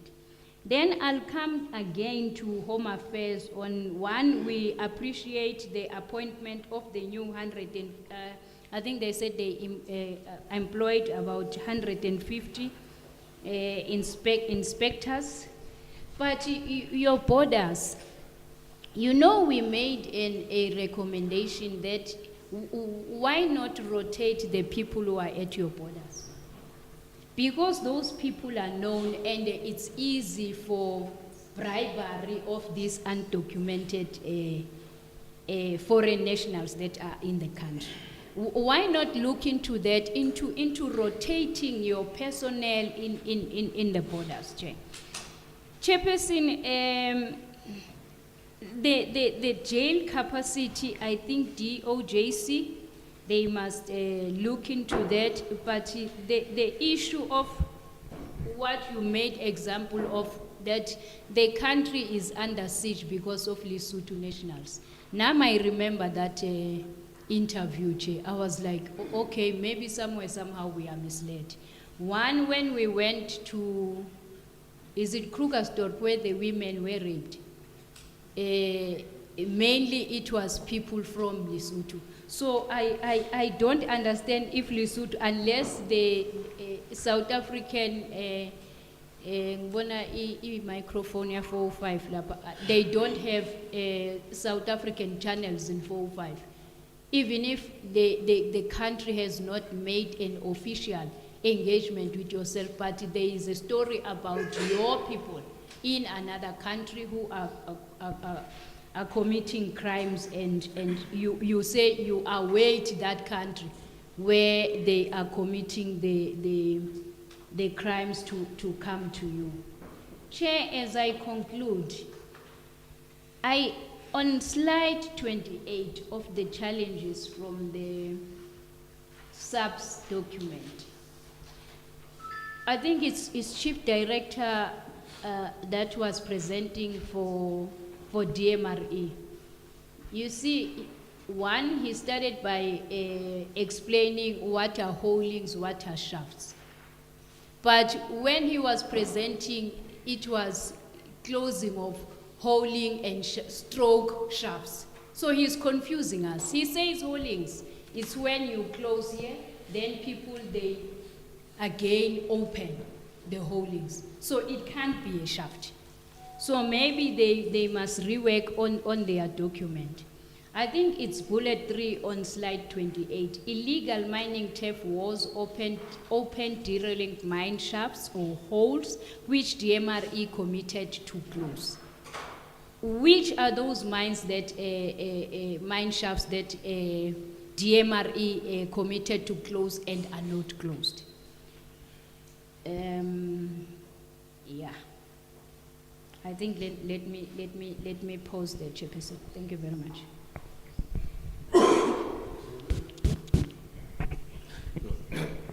Thank you, Chair. No, Chair, same in this issue of the foreign nationals that are doing these illegal activities in our country. I just want to know if are there any engagements with the countries of their origin, like Lesotho, Zimbabwe, Mozambique, by whoever is supposed to be doing that, maybe, or we just depend on deporting them, they come back doing that forever. Secondly, I see the recommendations by SAPS, but to me they only talk to other departments, not recommendation is directed to SAPS, except the one for the infrastructure, but also the responsibility is not by SAPS. I just want to know, maybe, is it because SAPS is well capacitated to perform its duties, that there is nothing that they want maybe to be assisted as per your opening remarks, maybe. We are usually told that these groups that are involved in these illegal minings are heavily armed, but when you see there, it's only two, I don't know whether it's people or firearms that were held by subs. It does not really confirm what we get.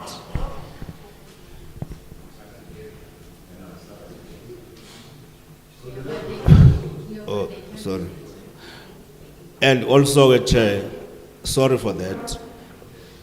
Lastly, I didn't get what exactly is the situation now as we speak at the Riverlea, where we'll be visiting was after this incident. What is now the situation? How is the situation looks like? What are we going to see when we get there? Only those few questions.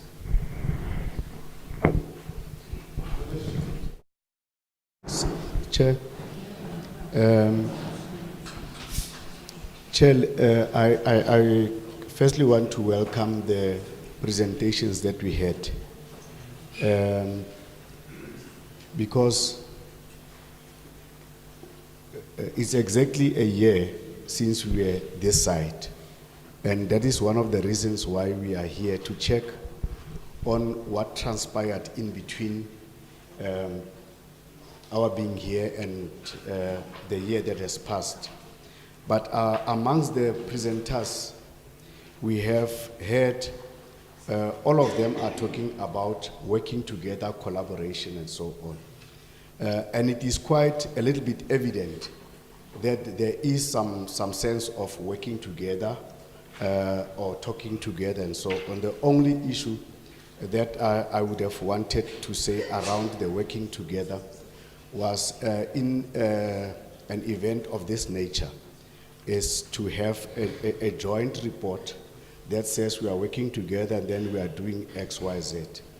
The report from SAPS is quite comprehensive, Chair, in the sense that they tell you the problem areas, but they also tell you to what percentage are they capacitated and what the challenge might be.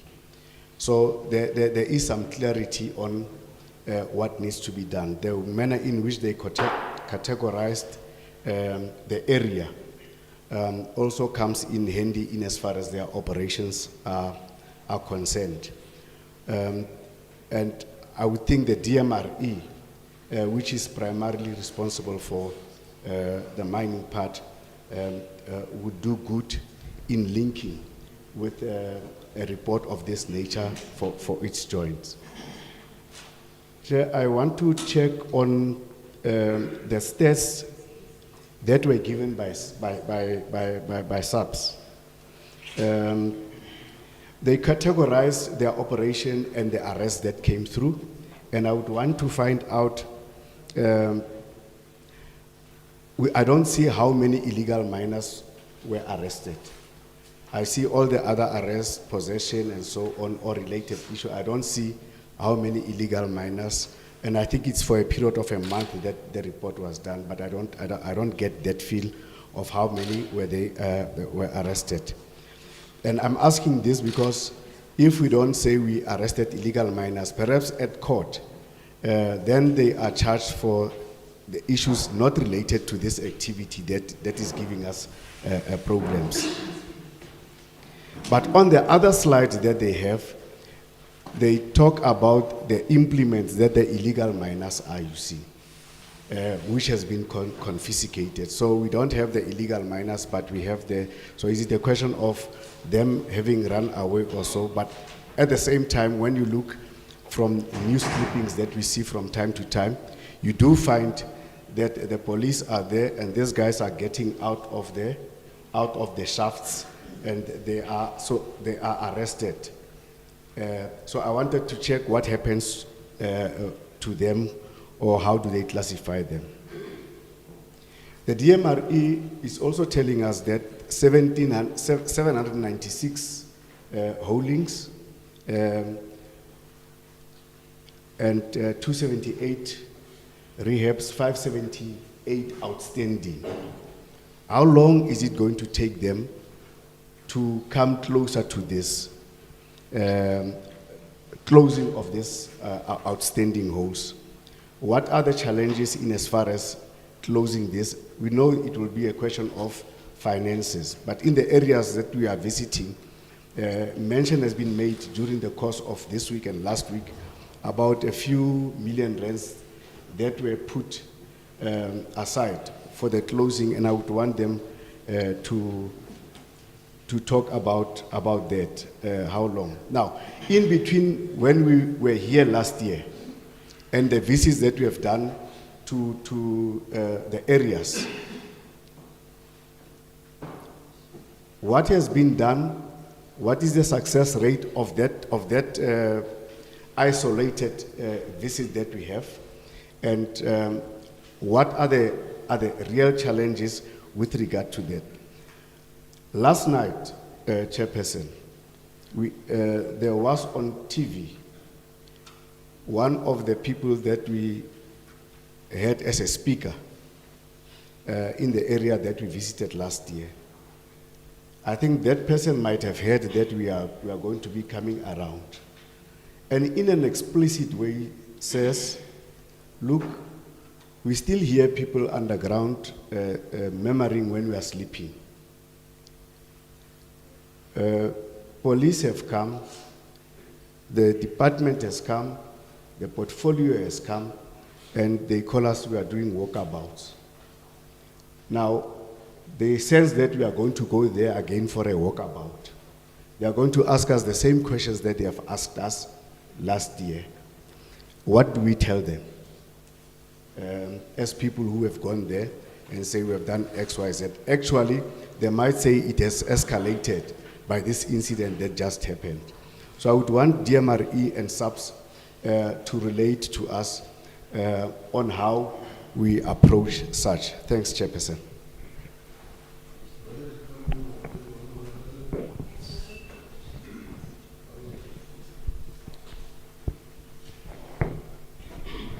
No, thanks, Chair. My mistake, I scribbled because when the challenges from SAPS other challenges were mentioned, I messed up my notes. Chair, on DMRE presentation, they also identified holes that they were backfilling. So, Chair, I wanted to check, are the holes that DMRE is talking about and the holes that SAPS are talking about, are they one and the same holes? Because we can't assume that they are talking about the same thing, because Chief Director was saying the holes that were previously filled or have been opened, or one was opened. And also in the presentation of SAPS, there is talking of holes.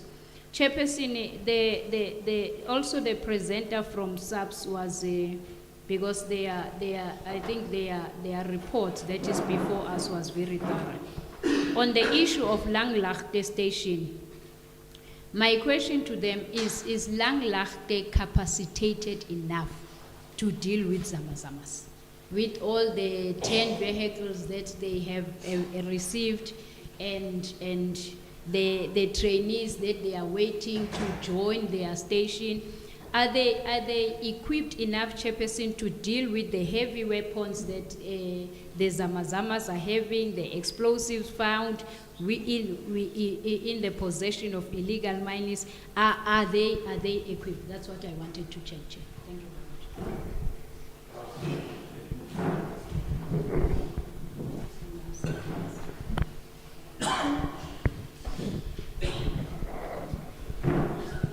You were writing, I'm definitely sure.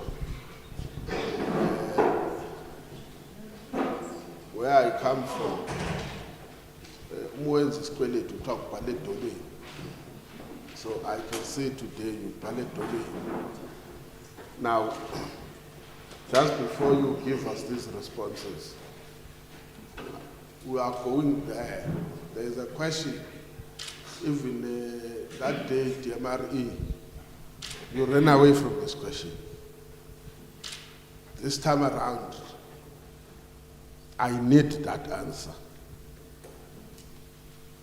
I've not heard you saying it, but you have been reported to have said it, that between now and the end of September, you would have closed all the holdings and shafts in Riverlea. Is that one true? If it is true, how? If it is true again, how much do you need? If it is true, where did you get the money? If it is true, did you take from Paul in order to give to Tom? Because I like that you put there, your APPs tell us how many holdings you will close, including your 3 asbestos mines. Now, we don't want this situation that when there's a crisis here, with all due respect, sometimes our police officers, that's my criticism.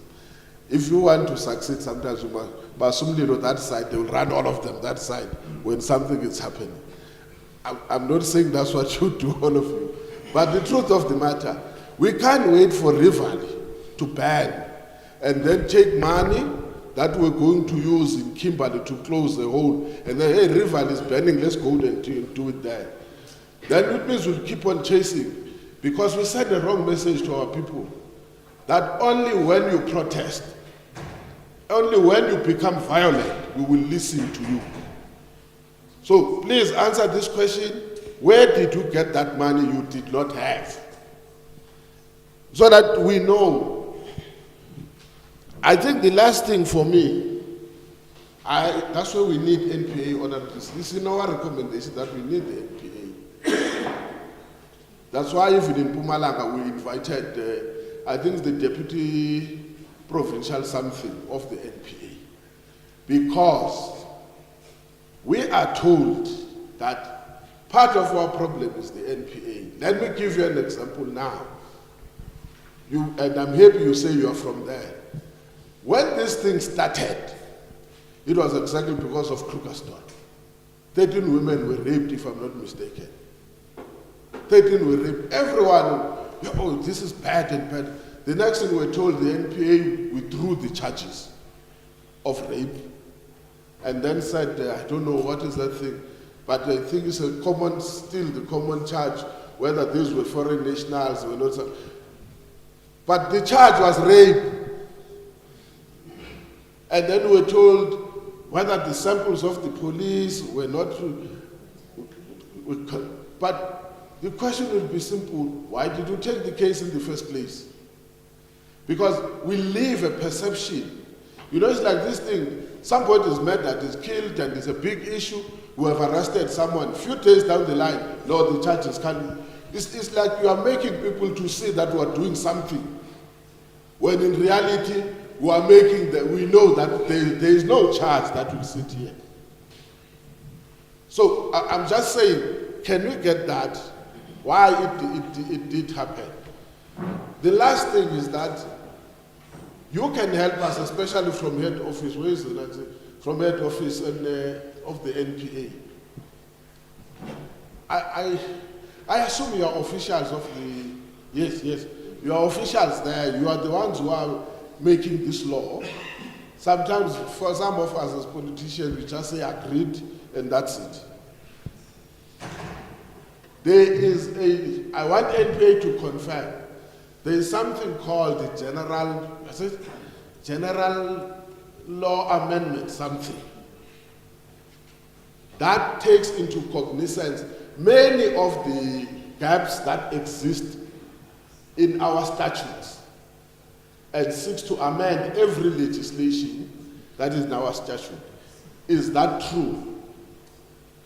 I know that DMRE, I will be honest, I heard it from DMRE saying what is good now is that NPA is leading that process of a general law amendment, something process. All what you want, if it is true, it will mean it must cut across Home Affairs and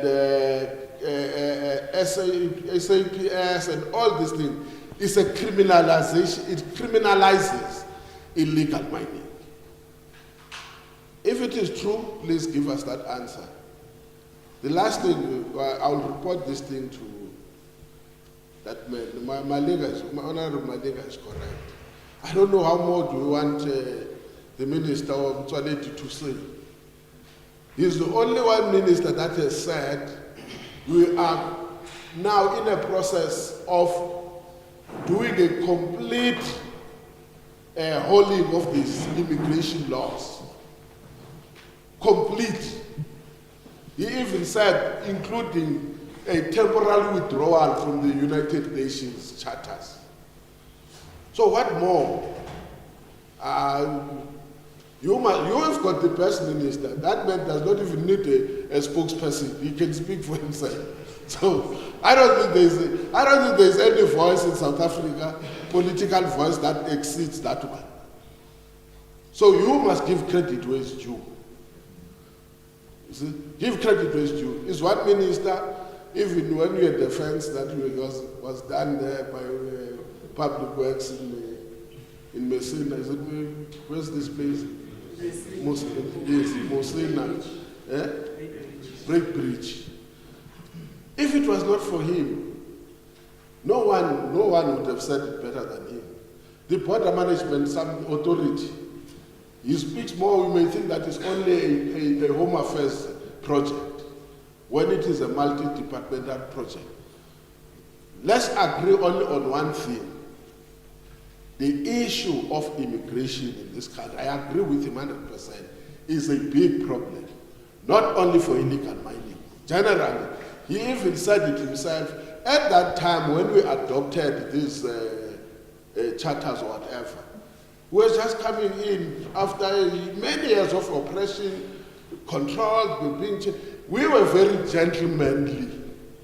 And we did these things, we never knew the consequences of us entering those agreements. That I think for me, is an honest voice that says, now with the experience that we have, we need to review some of the platforms that we have entered into. So I would want to say, you've got the best voice. It's like the MRE, they can't come here and SAPS and say that they don't have a voice. There's no way. Undos can be here now. If you say, come, he'll be here. Today is here, tomorrow is in Kimberley, everywhere. They can't complain about the voice. Same thing, we can't complain about Madasha, but you can't. Maybe I'm not, you may think, anyone who's there, you may think about your own political principle, but I'm just saying those ones can't complain about it. You want to answer? Come. I don't know whether it's NPA, you are not now going to come. Okay, can the NPA come in? And then it will be Home Affairs, SAPS. After that, it will be the real culprits, the MRE.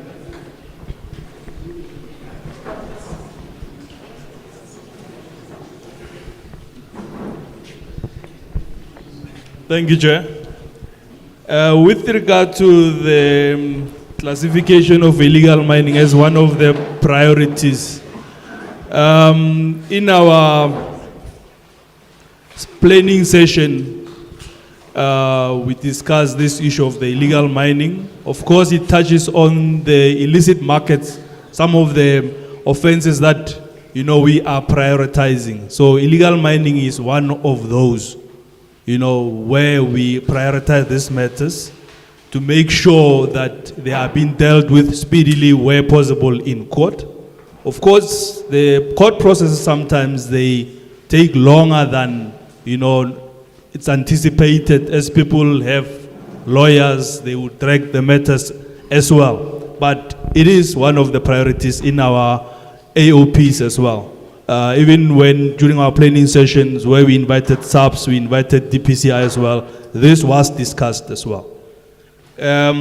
On the issue of the frustration, of course, with the law regarding now people being arrested, now the issue of their legality or illegality in the country as well. Of course, with what we have noticed is that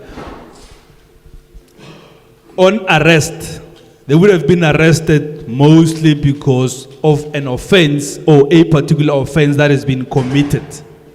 And you also call Section 49s, them being illegal in the country, will be a secondary offense. But of course now, on arrest, dockets are brought to us. We study the dockets. We look at what evidence do we have. Then a determination will be made as to what charges do we now prefer against that particular accused, depending on the evidence that we have. So we would be saying that, of course, there would have been a main offense which would have made that particular accused person or suspect to be arrested. Of course, if now on us studying the docket, then we realize that in fact the evidence that we have probably lacks somewhere with regard to other offenses, but proves your Section 49s. We can, in the meantime, now charge him for your Section 49s, whilst we're still investigating where there are issues with regard to investigations on the, the main offense which he has been arrested for.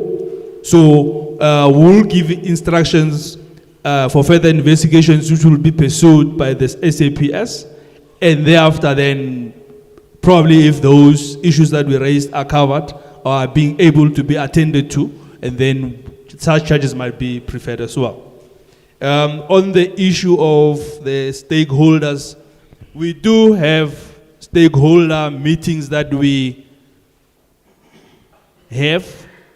We have what we call law enforcement officers or law enforcement stakeholders meeting, which we have in the division, more so South Gauteng, where we would have different agencies, different departments that will be attending that particular meeting, where we would have DPCI, would have SAPS, would have Metro Police, EMPD, JMPD, Mohali City, West Rand, Home Affairs, all the departments that, are within our, or that are within our space.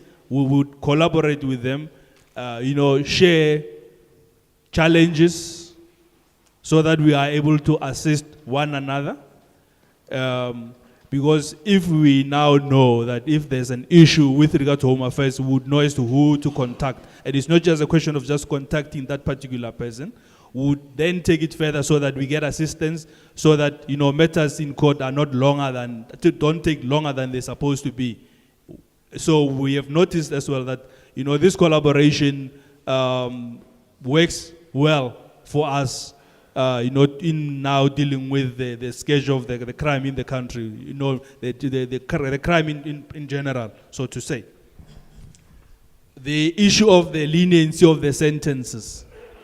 Of course, it was said as well that in the Free State, this was raised in the Free State. Unfortunately, the imposition of sentences is done by a presiding officer. And as I indicated initially as well, that we are more in the hands of the courts.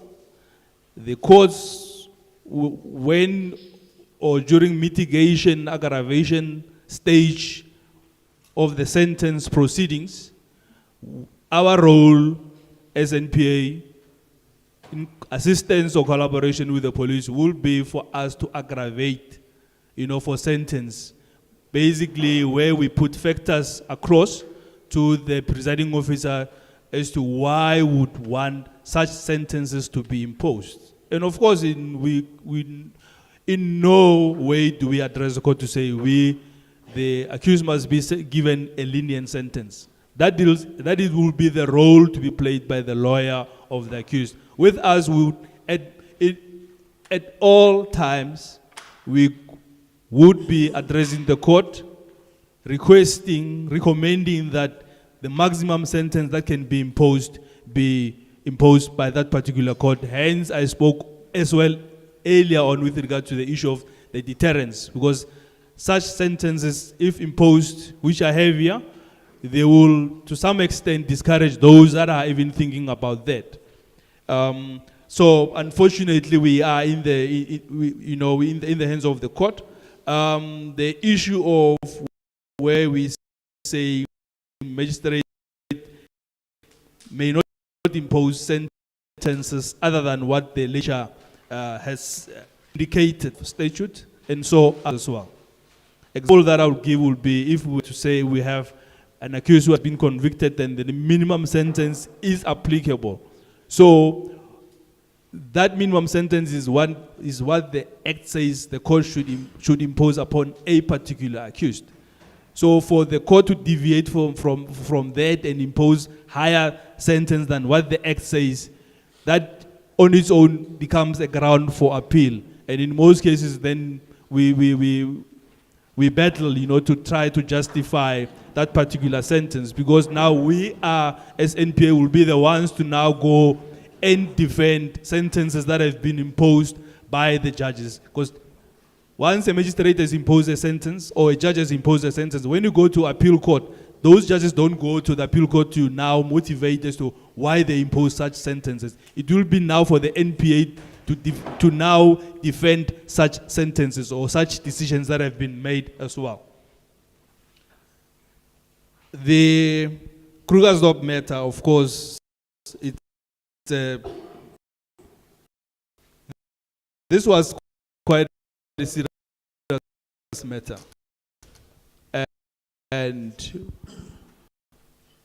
we stand by that matter in the sense that we couldn't really pursue, the charges.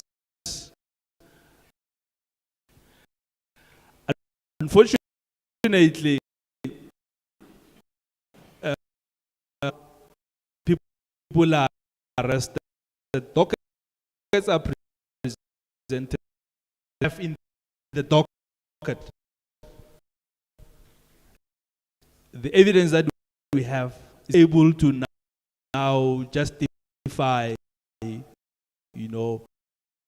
the court, so that the court can, of course, now the issue of where it can be proven in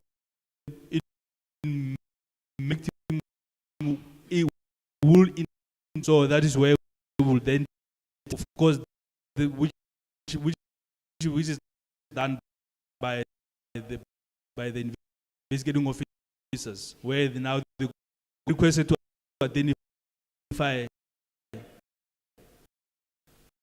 that particular the parade a problem. Sometimes we try to circumvent that, where we now samples have been obtained from that, depending on the sufficiency of the sample that has been obtained.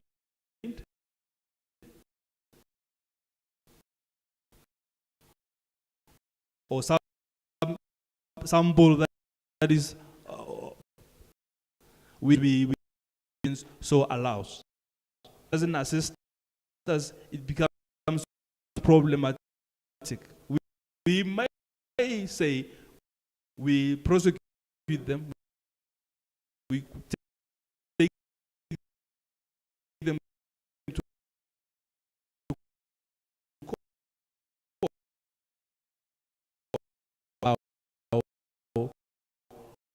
We as it is on, which in most cases weighs on a doubt and possibilities when witnesses get cross-examined, they will be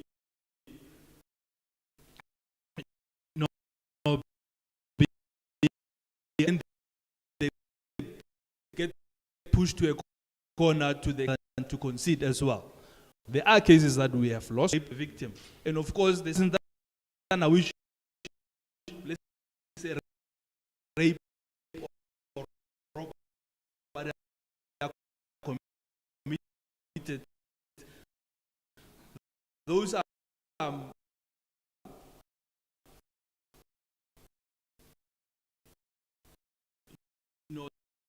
doesn't concentrate on, makes it difficult for even now.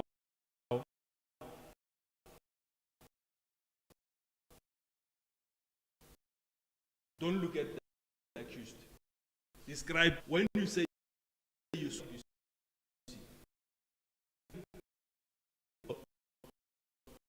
It's just normal, like anybody else.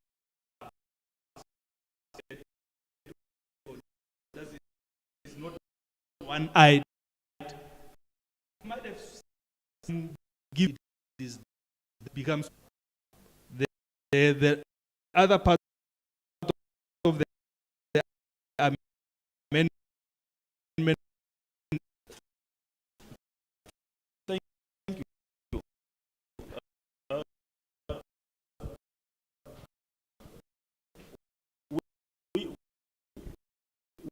We do not make come up with through the process that will, you know, where prosecutions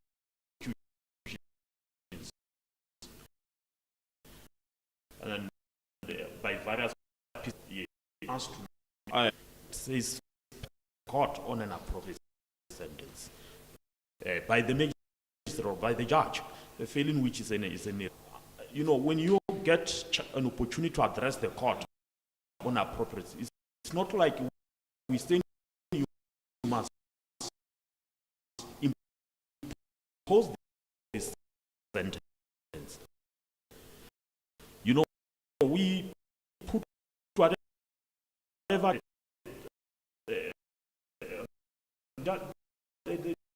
so if in terms of the mineral petrol, if we were so serious about this issue of illegal mining, of the criminals murder, rape, murder, you know, so that we get consistent sentences, because then the magistrate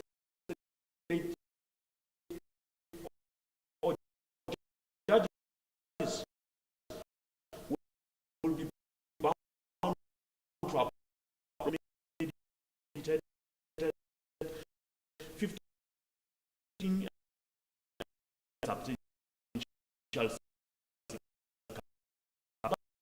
Otherwise,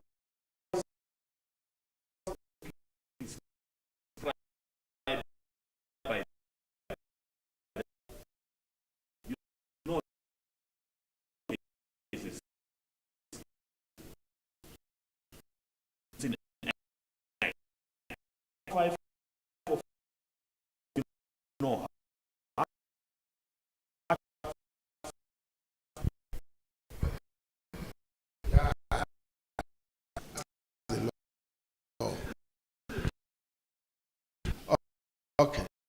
Don't appeal to the chair of the Gauteng legislature. We apologize to enter through the back door. You know, welcome. We will give you a chance. 10 minutes. You bring the mic to me.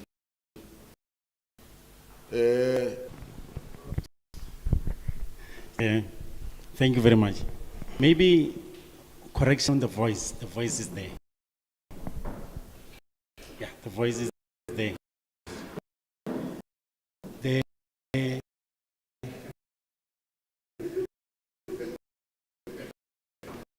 I shouldn't have said the voice.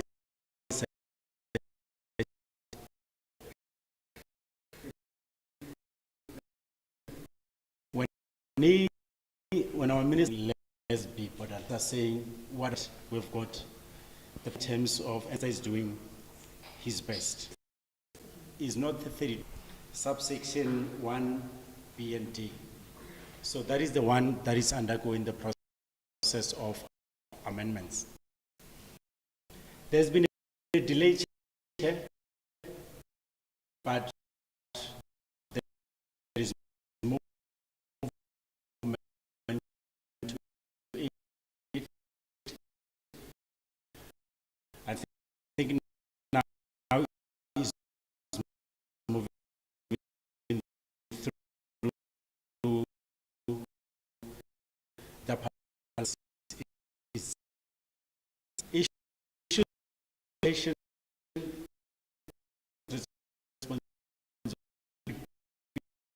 for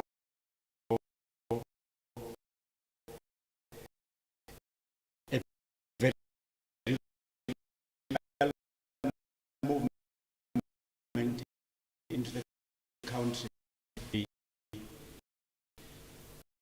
It's or last cases that are running in the system.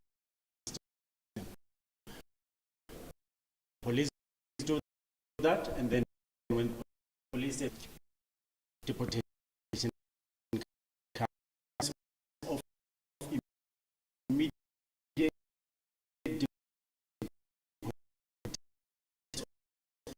of having to feed them when they are within the code that as and when thank you.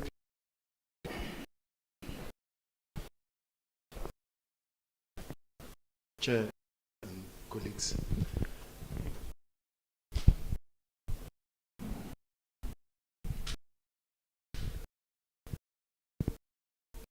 Number one, General will be the national head will take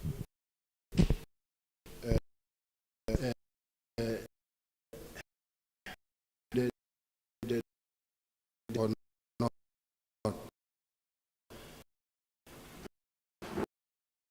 The prisons are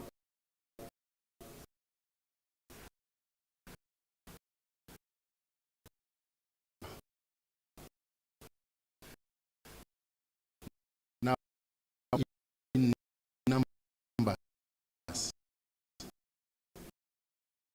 Arrest over 500 in over deal. On the other hand, crimes that are linked to house in whether it's in Riverlea or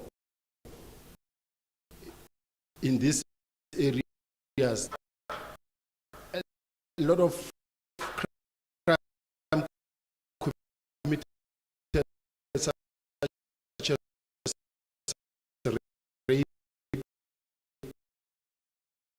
It's as a result of the fact that we have these people. If we are able, we send in the National Commissioner giving instruction to in making sure that they increase their high density operating to this operation on the 8th of May, where now we focus illegal mining and or as we have is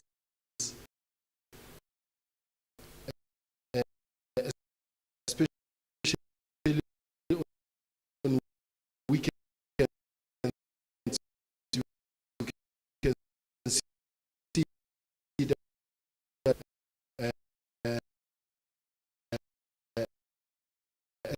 and especially illegal mining. Now, okay, focusing, we get relevant role players. We do work forms, including the platform where role players. I will be this type of meet together and make sure that together and compare notes, and so that we all present to respond to some of the questions. Some of the questions, Chair, will be responded to by General Marshall, as I'm not involved in all these other platforms. But what I want to say is that in relation to whether is Langlaagte fully equipped as a station, I don't think Langlaagte as a police station will be fully equipped to can deal with this type of challenges where there are high caliber rifles and with many people. So what the province do is that the provincial management have got a strategy on how they deal with this type of crime.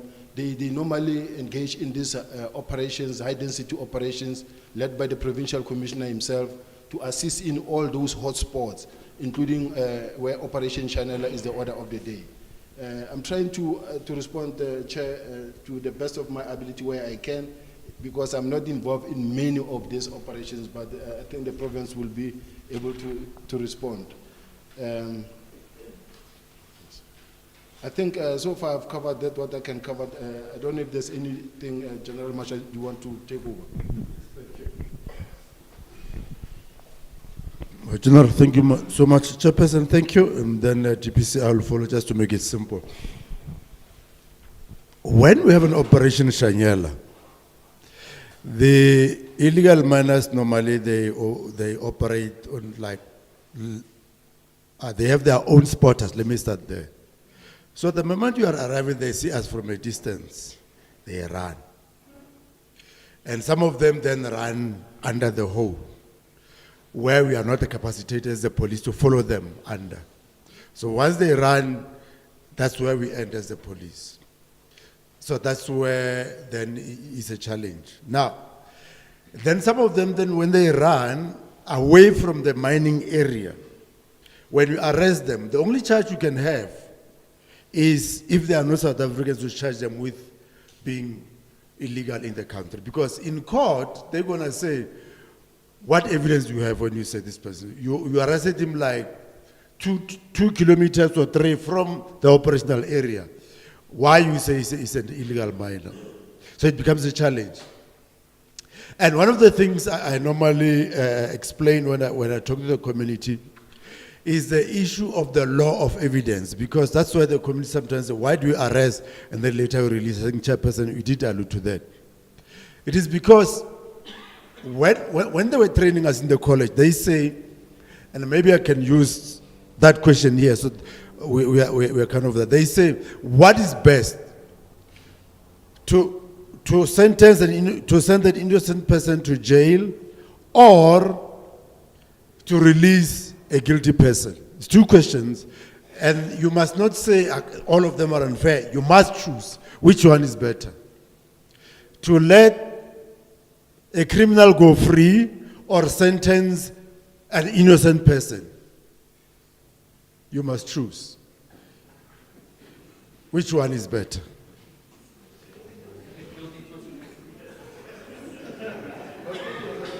Okay, all right.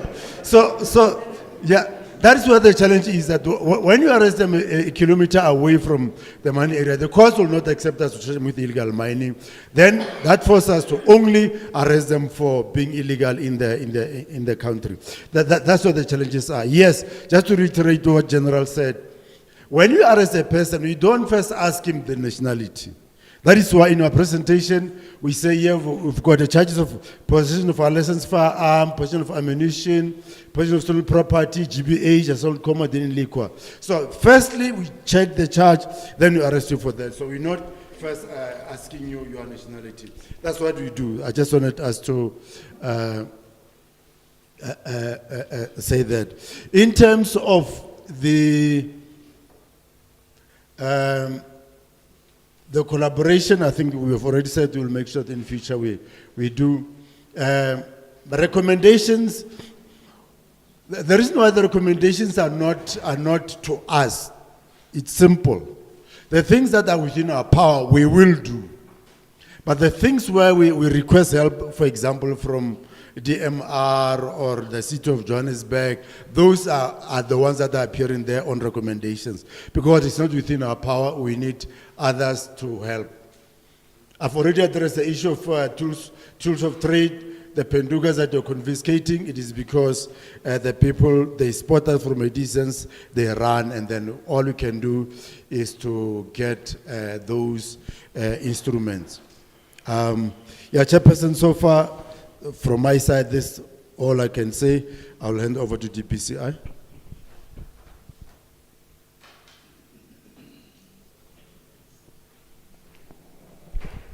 Thank you very much, Honorable Chairperson, honorable members, and all the colleagues in the room. The DPCI, I've got one question to answer. I'll be short. The classification of illegal mining as a priority offense, it is already classified. It is already defined. In fact, the definition of national priority offense will be found in section 17, capital letter A, of the South African Police Service Act 68 of 1995. When you read that particular section, it will lead you to section 16, subsection 1. It's not the definition you don't find in one section. It is something that the lawmakers have extended so that we read a number of portions to come to know what is actually national priority offense. Then when you go to section 16, subsection 1, it will lead you to section 16, subsection in bracket 2, D in bracket. That is specifically where this one you will find illegal mining. And then I think that obviously the definition extends, and then you also find the schedule which is defined, but it is how the lawmakers have tried to define this national priority offense. So what we have done is because the list of national priority offenses is long, when you go through these sections that I have mentioned, we have simplified it in the mandate of the DPCI so that all the operators can clearly understand what rests in their mandate, which is what we normally say is classified. There are certain matters that the national head is empowered to decide that this specific one shall only be handled by the DPCI and not share with any other components. So those are listed. I think that there are up to G that I have listed them here. I will not be reading those specific section minerals and diamonds and the like, but all what I can say is that it is already classified as a priority. Thank you.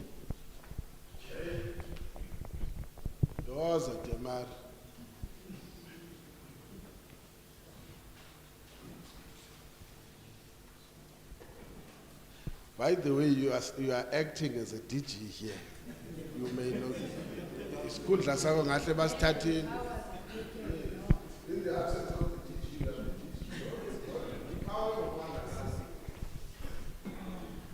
DG, No, thank you very much, Chair and honorable members. So we are going to do this as a team with Mr. Mwatse. Firstly, I want Chair to deal with the issue raised around the area that was visited last year. Chair, that area is next to a taxi rank, and it's now being converted, Chair, into a parking lot. So effectively, the space that the illegal miners had to operate in that area has been disrupted through economic activity. So that they will not go back there because of the the parking lot that's being constructed. Chair, I think the issue of September, Chair, because I don't want Mr. Mwatse to get into trouble. So I will take this one. Chair, firstly, we want to appreciate the work that Mintech has done, because they have prioritized the procurement process in such a manner that we can confidently say here, Chair, that those 24 holdings that have been identified will be closed by September 30th of September. And Chair, this is because, again, the question that was raised was, why did all of a sudden where did we get the money, one? And where did we take the money, from which area? I think what we want to say is that the program itself is risk-based. So when you have a situation where communities are under severe distress, you want to also be able to intervene and be able to deal with an immediate threat to communities. And that is what has happened in this instance. The 24, yes, monies will be shifted from some other ones that had been planned, but we are sure that the discussions that we're having with Treasury to find more money to cover the rest of what was planned, I think we are going to be successful. As we had indicated, this is receiving attention, Chair. I think on refineries, Chair, it's a pity the precious metals regulator is not here. I think it's an oversight on our part, because they need to tighten controls around the regulation of those refineries, because it falls under their mandate. And they are part of the team that is looking into illegal mining. They have identified certain permits that are issued by us as enablers of illegal mining. And we have undertaken, as the executive of the department, we are going to tighten control on those permits. These are permits that are problematic in this province in particular, and many other provinces. First of all, they are easily copied. I think we mentioned it in Clarkston, that people just copy our signatures and so on. Now, first of all, we want to look at having a special paper that will print these permits so that they are not easily copied.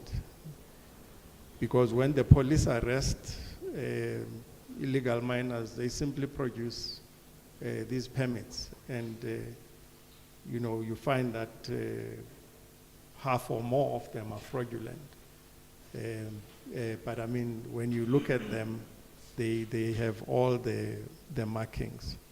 So there is an intervention that is going to be made by the department in the month of September. I think at this stage, Chair, I would want to leave it there. Just an issue, Chair. I think the price of gold, of course, is fueling a lot of this illegal activity. And the higher it goes, the more rewarding, I guess, it is to these people. We believe, Chair, and this is, again, for the law enforcement to verify, but we believe that the nexus, the Lesotho nexus, is one that really needs to be looked at very closely. There must be something that happens there with this gold. And because the flights from Lesotho would not normally go through our customs, that's an area that I think would need to be looked at. But again, this is just us having to think about where does this gold go and why is it not picked up by customs. Chair, the rest I will leave to Datongat to respond to. Thank you. No, thanks,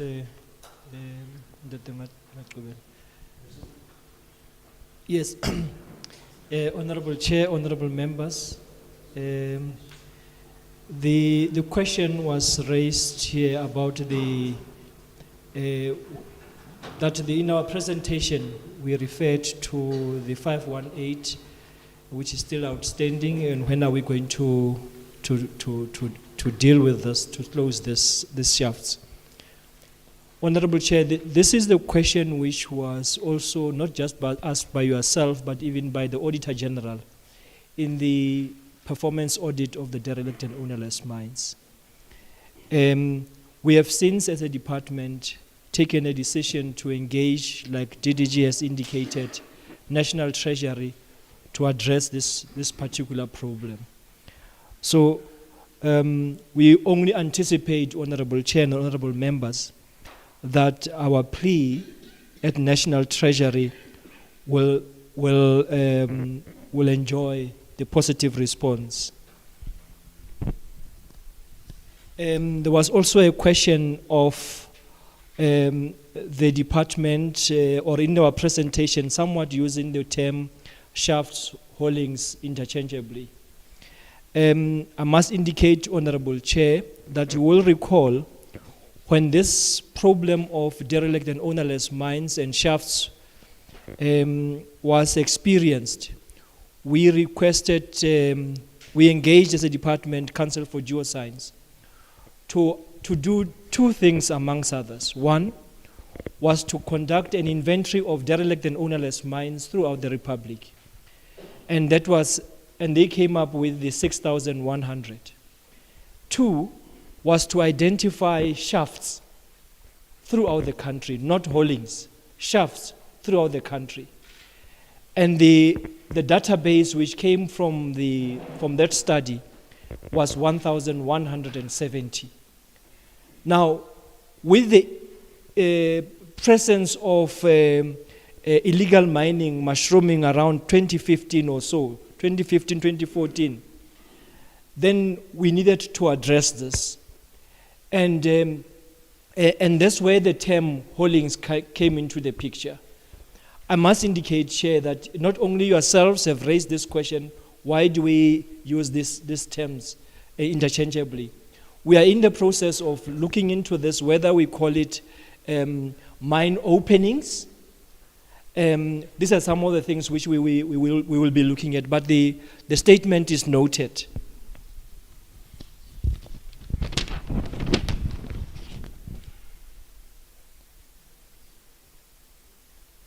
Okay, I think the other question on the Riverlea one, and why are we going to be, why are we still certain that we will close this by September? DDG has responded. Thank you, Chair.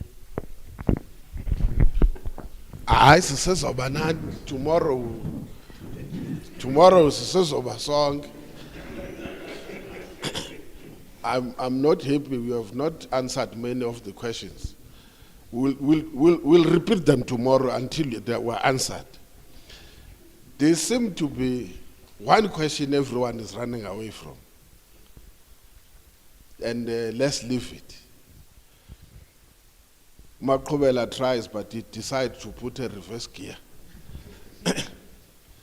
The question tomorrow we must answer. What is it? What are the causal factors of illegal mining? Let's go and think about this thing. Tomorrow, give us answers.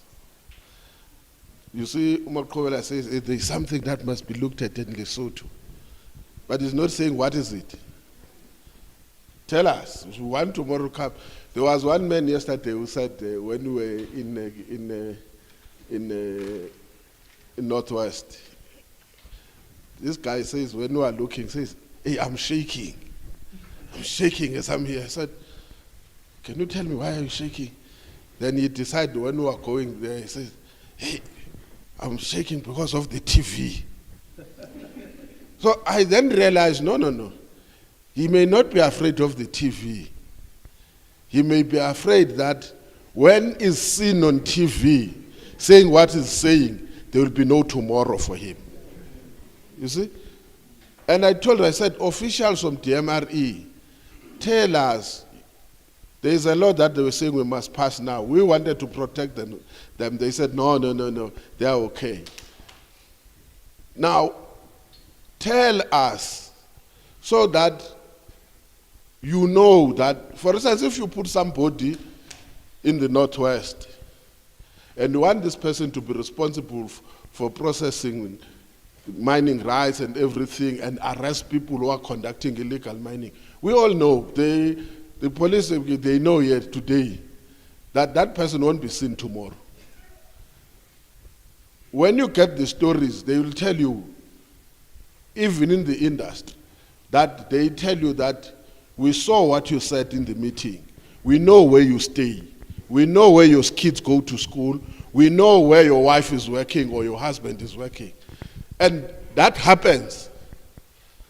So we have to talk about those things so that we don't blame you, because you make a choice at some point. Do I become a hero who is extinguished from my family? So we have to understand. The police, they must say it, they know, and these are cases that we live with. Once you are a witness, chances, they always say, I never knew this thing. They say it's better to negotiate with a corpse, a dead body, than something who's living. Because that person can testify back what happened. That's why if somebody knows you, the best thing to do, they say, take that person off completely, because he can go or she can go to court and point at you. So we need at some point to be brutally frank of what is it that we're faced with. We know most of the heads of security, whatever you call it, in the mining companies, some of them are gone now. You see, because they are the ones who are in charge of putting up security measures. So we need to be honest and brutal about it. Those who know in Velcom, 2 security guys were in this tall one. When they arrested and there was a fight, this one went back and mobilized. When they came back, the power they had was more than even the police, and the police had to take cover. They were killed and burnt inside that thing. So that is why we always say this is not just a fight that we may take it lightly, and we have always sound like we're alarmists when we say this is a threat to national security. We've got areas where you are told people underground are almost more than 100% the people on surface on that area. So tomorrow, let's just be prepared that we will go straight where it is.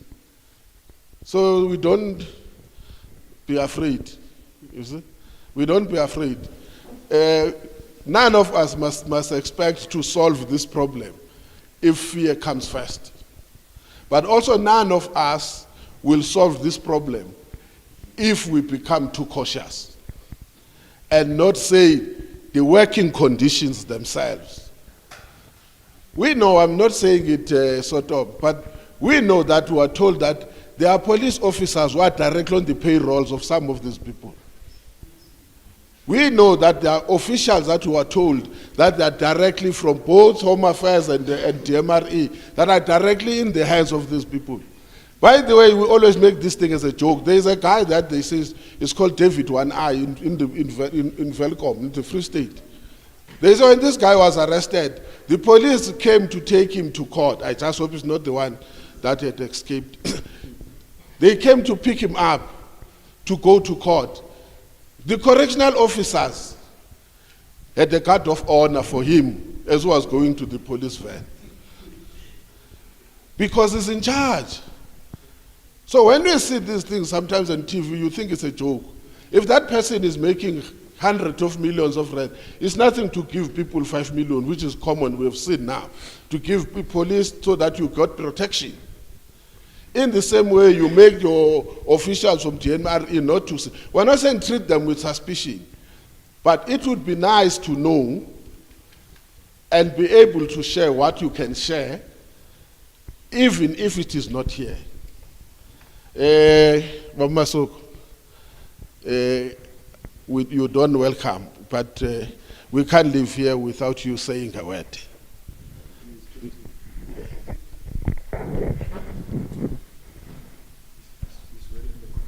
No, thank you, Slalo, and honorable members, honorable members, and of the portfolio committee and colleagues from the security cluster. Mine is not going to be long. I think the chair has summarized our problem, and most of you have heard our cry about the illegal mining, how it contributes to our statistics in the province. You know, I think correctly, you know, the problem has been diagnosed, Slalo, the linkages of other crimes, forms of crimes that happen are actually linked to illegal mining. You know, whether you talk about GBVF, you talk about murder, you talk about robbery, you talk about extortion, you talk about all the other forms of crime, they are actually linked to illegal mining. But one thing that we want to indicate as the Gauteng Portfolio Committee is that we want a holistic approach and a comprehensive approach. To my surprise, Hlalo, that when I went through after our discussion, went through to the archives in Parliament, this matter has been in discussion forever, even before you came in 2014. You know, so it means that it's an old problem that we are failing to deal with, or we are unable to deal with, or we are unwilling to deal with. One of the things that has been observed is that some of the mining companies themselves are actually part of the perpetrators of illegal mining. They do have the legal operations, but they also have their illegal operations in the same area, you know, and I think some of the mining companies have been mentioned. And this is one of the injustices that we see, that business gets protected, you know, in this actually regard, and they continue to do a lot of injustices to our communities. Besides the environment, which is something else, you know, I was making a joke some other time that people are afraid of vaccination against COVID. You know, they say it will change their DNA and so on, but they walk around Gauteng, around the mining dams which emits radioactivity, emissions, which those ones are definite. They are not speculated. Radioactive emissions, they do alter, the genetic makeup. So it's just one of the things that, one of the discussions that we must have with mining companies is the continuous injustice that they push. This illegal mining, they are the drivers of it. They are the ones that creates the market. And I'm sorry that I wouldn't be scared to mention it here. They even owe some of our municipalities which are struggling now. Mirafong, Rand West are owed by these mining companies billions. They want to be charged rates as farm, small holding fund, actually, pieces of land. That's what they want to be charged on in terms of rates.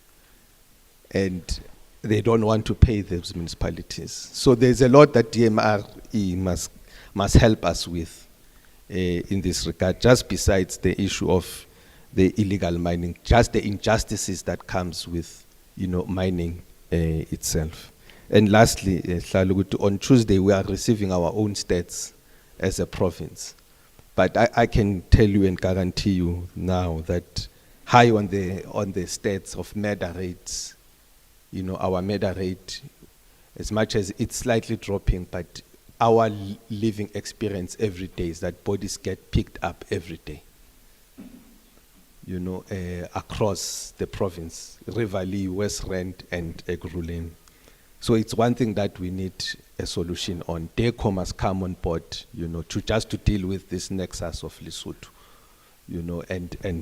and Zimbabwe. Home Affairs must come on board. The prosecution, it's us who make the law, and you have to act within the law. But ultimately, there must be some form of prosecution that happens in a bigger scheme of things. But thank you so much for listening to our cries. I know it's an old discussion that has been there, but we just need a comprehensive approach to deal with it. Our police need help and be able to sustain we call it Operation Chanel, high density operations. They won't be able to capacity. We must have this discussion, creating a special unit which will have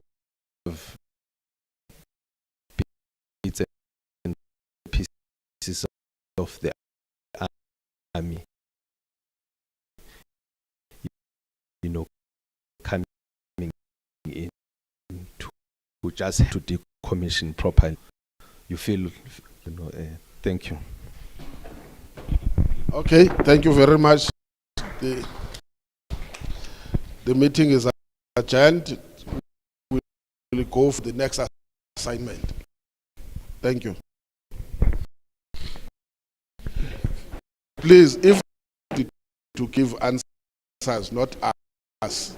We are taking you there now to give answers.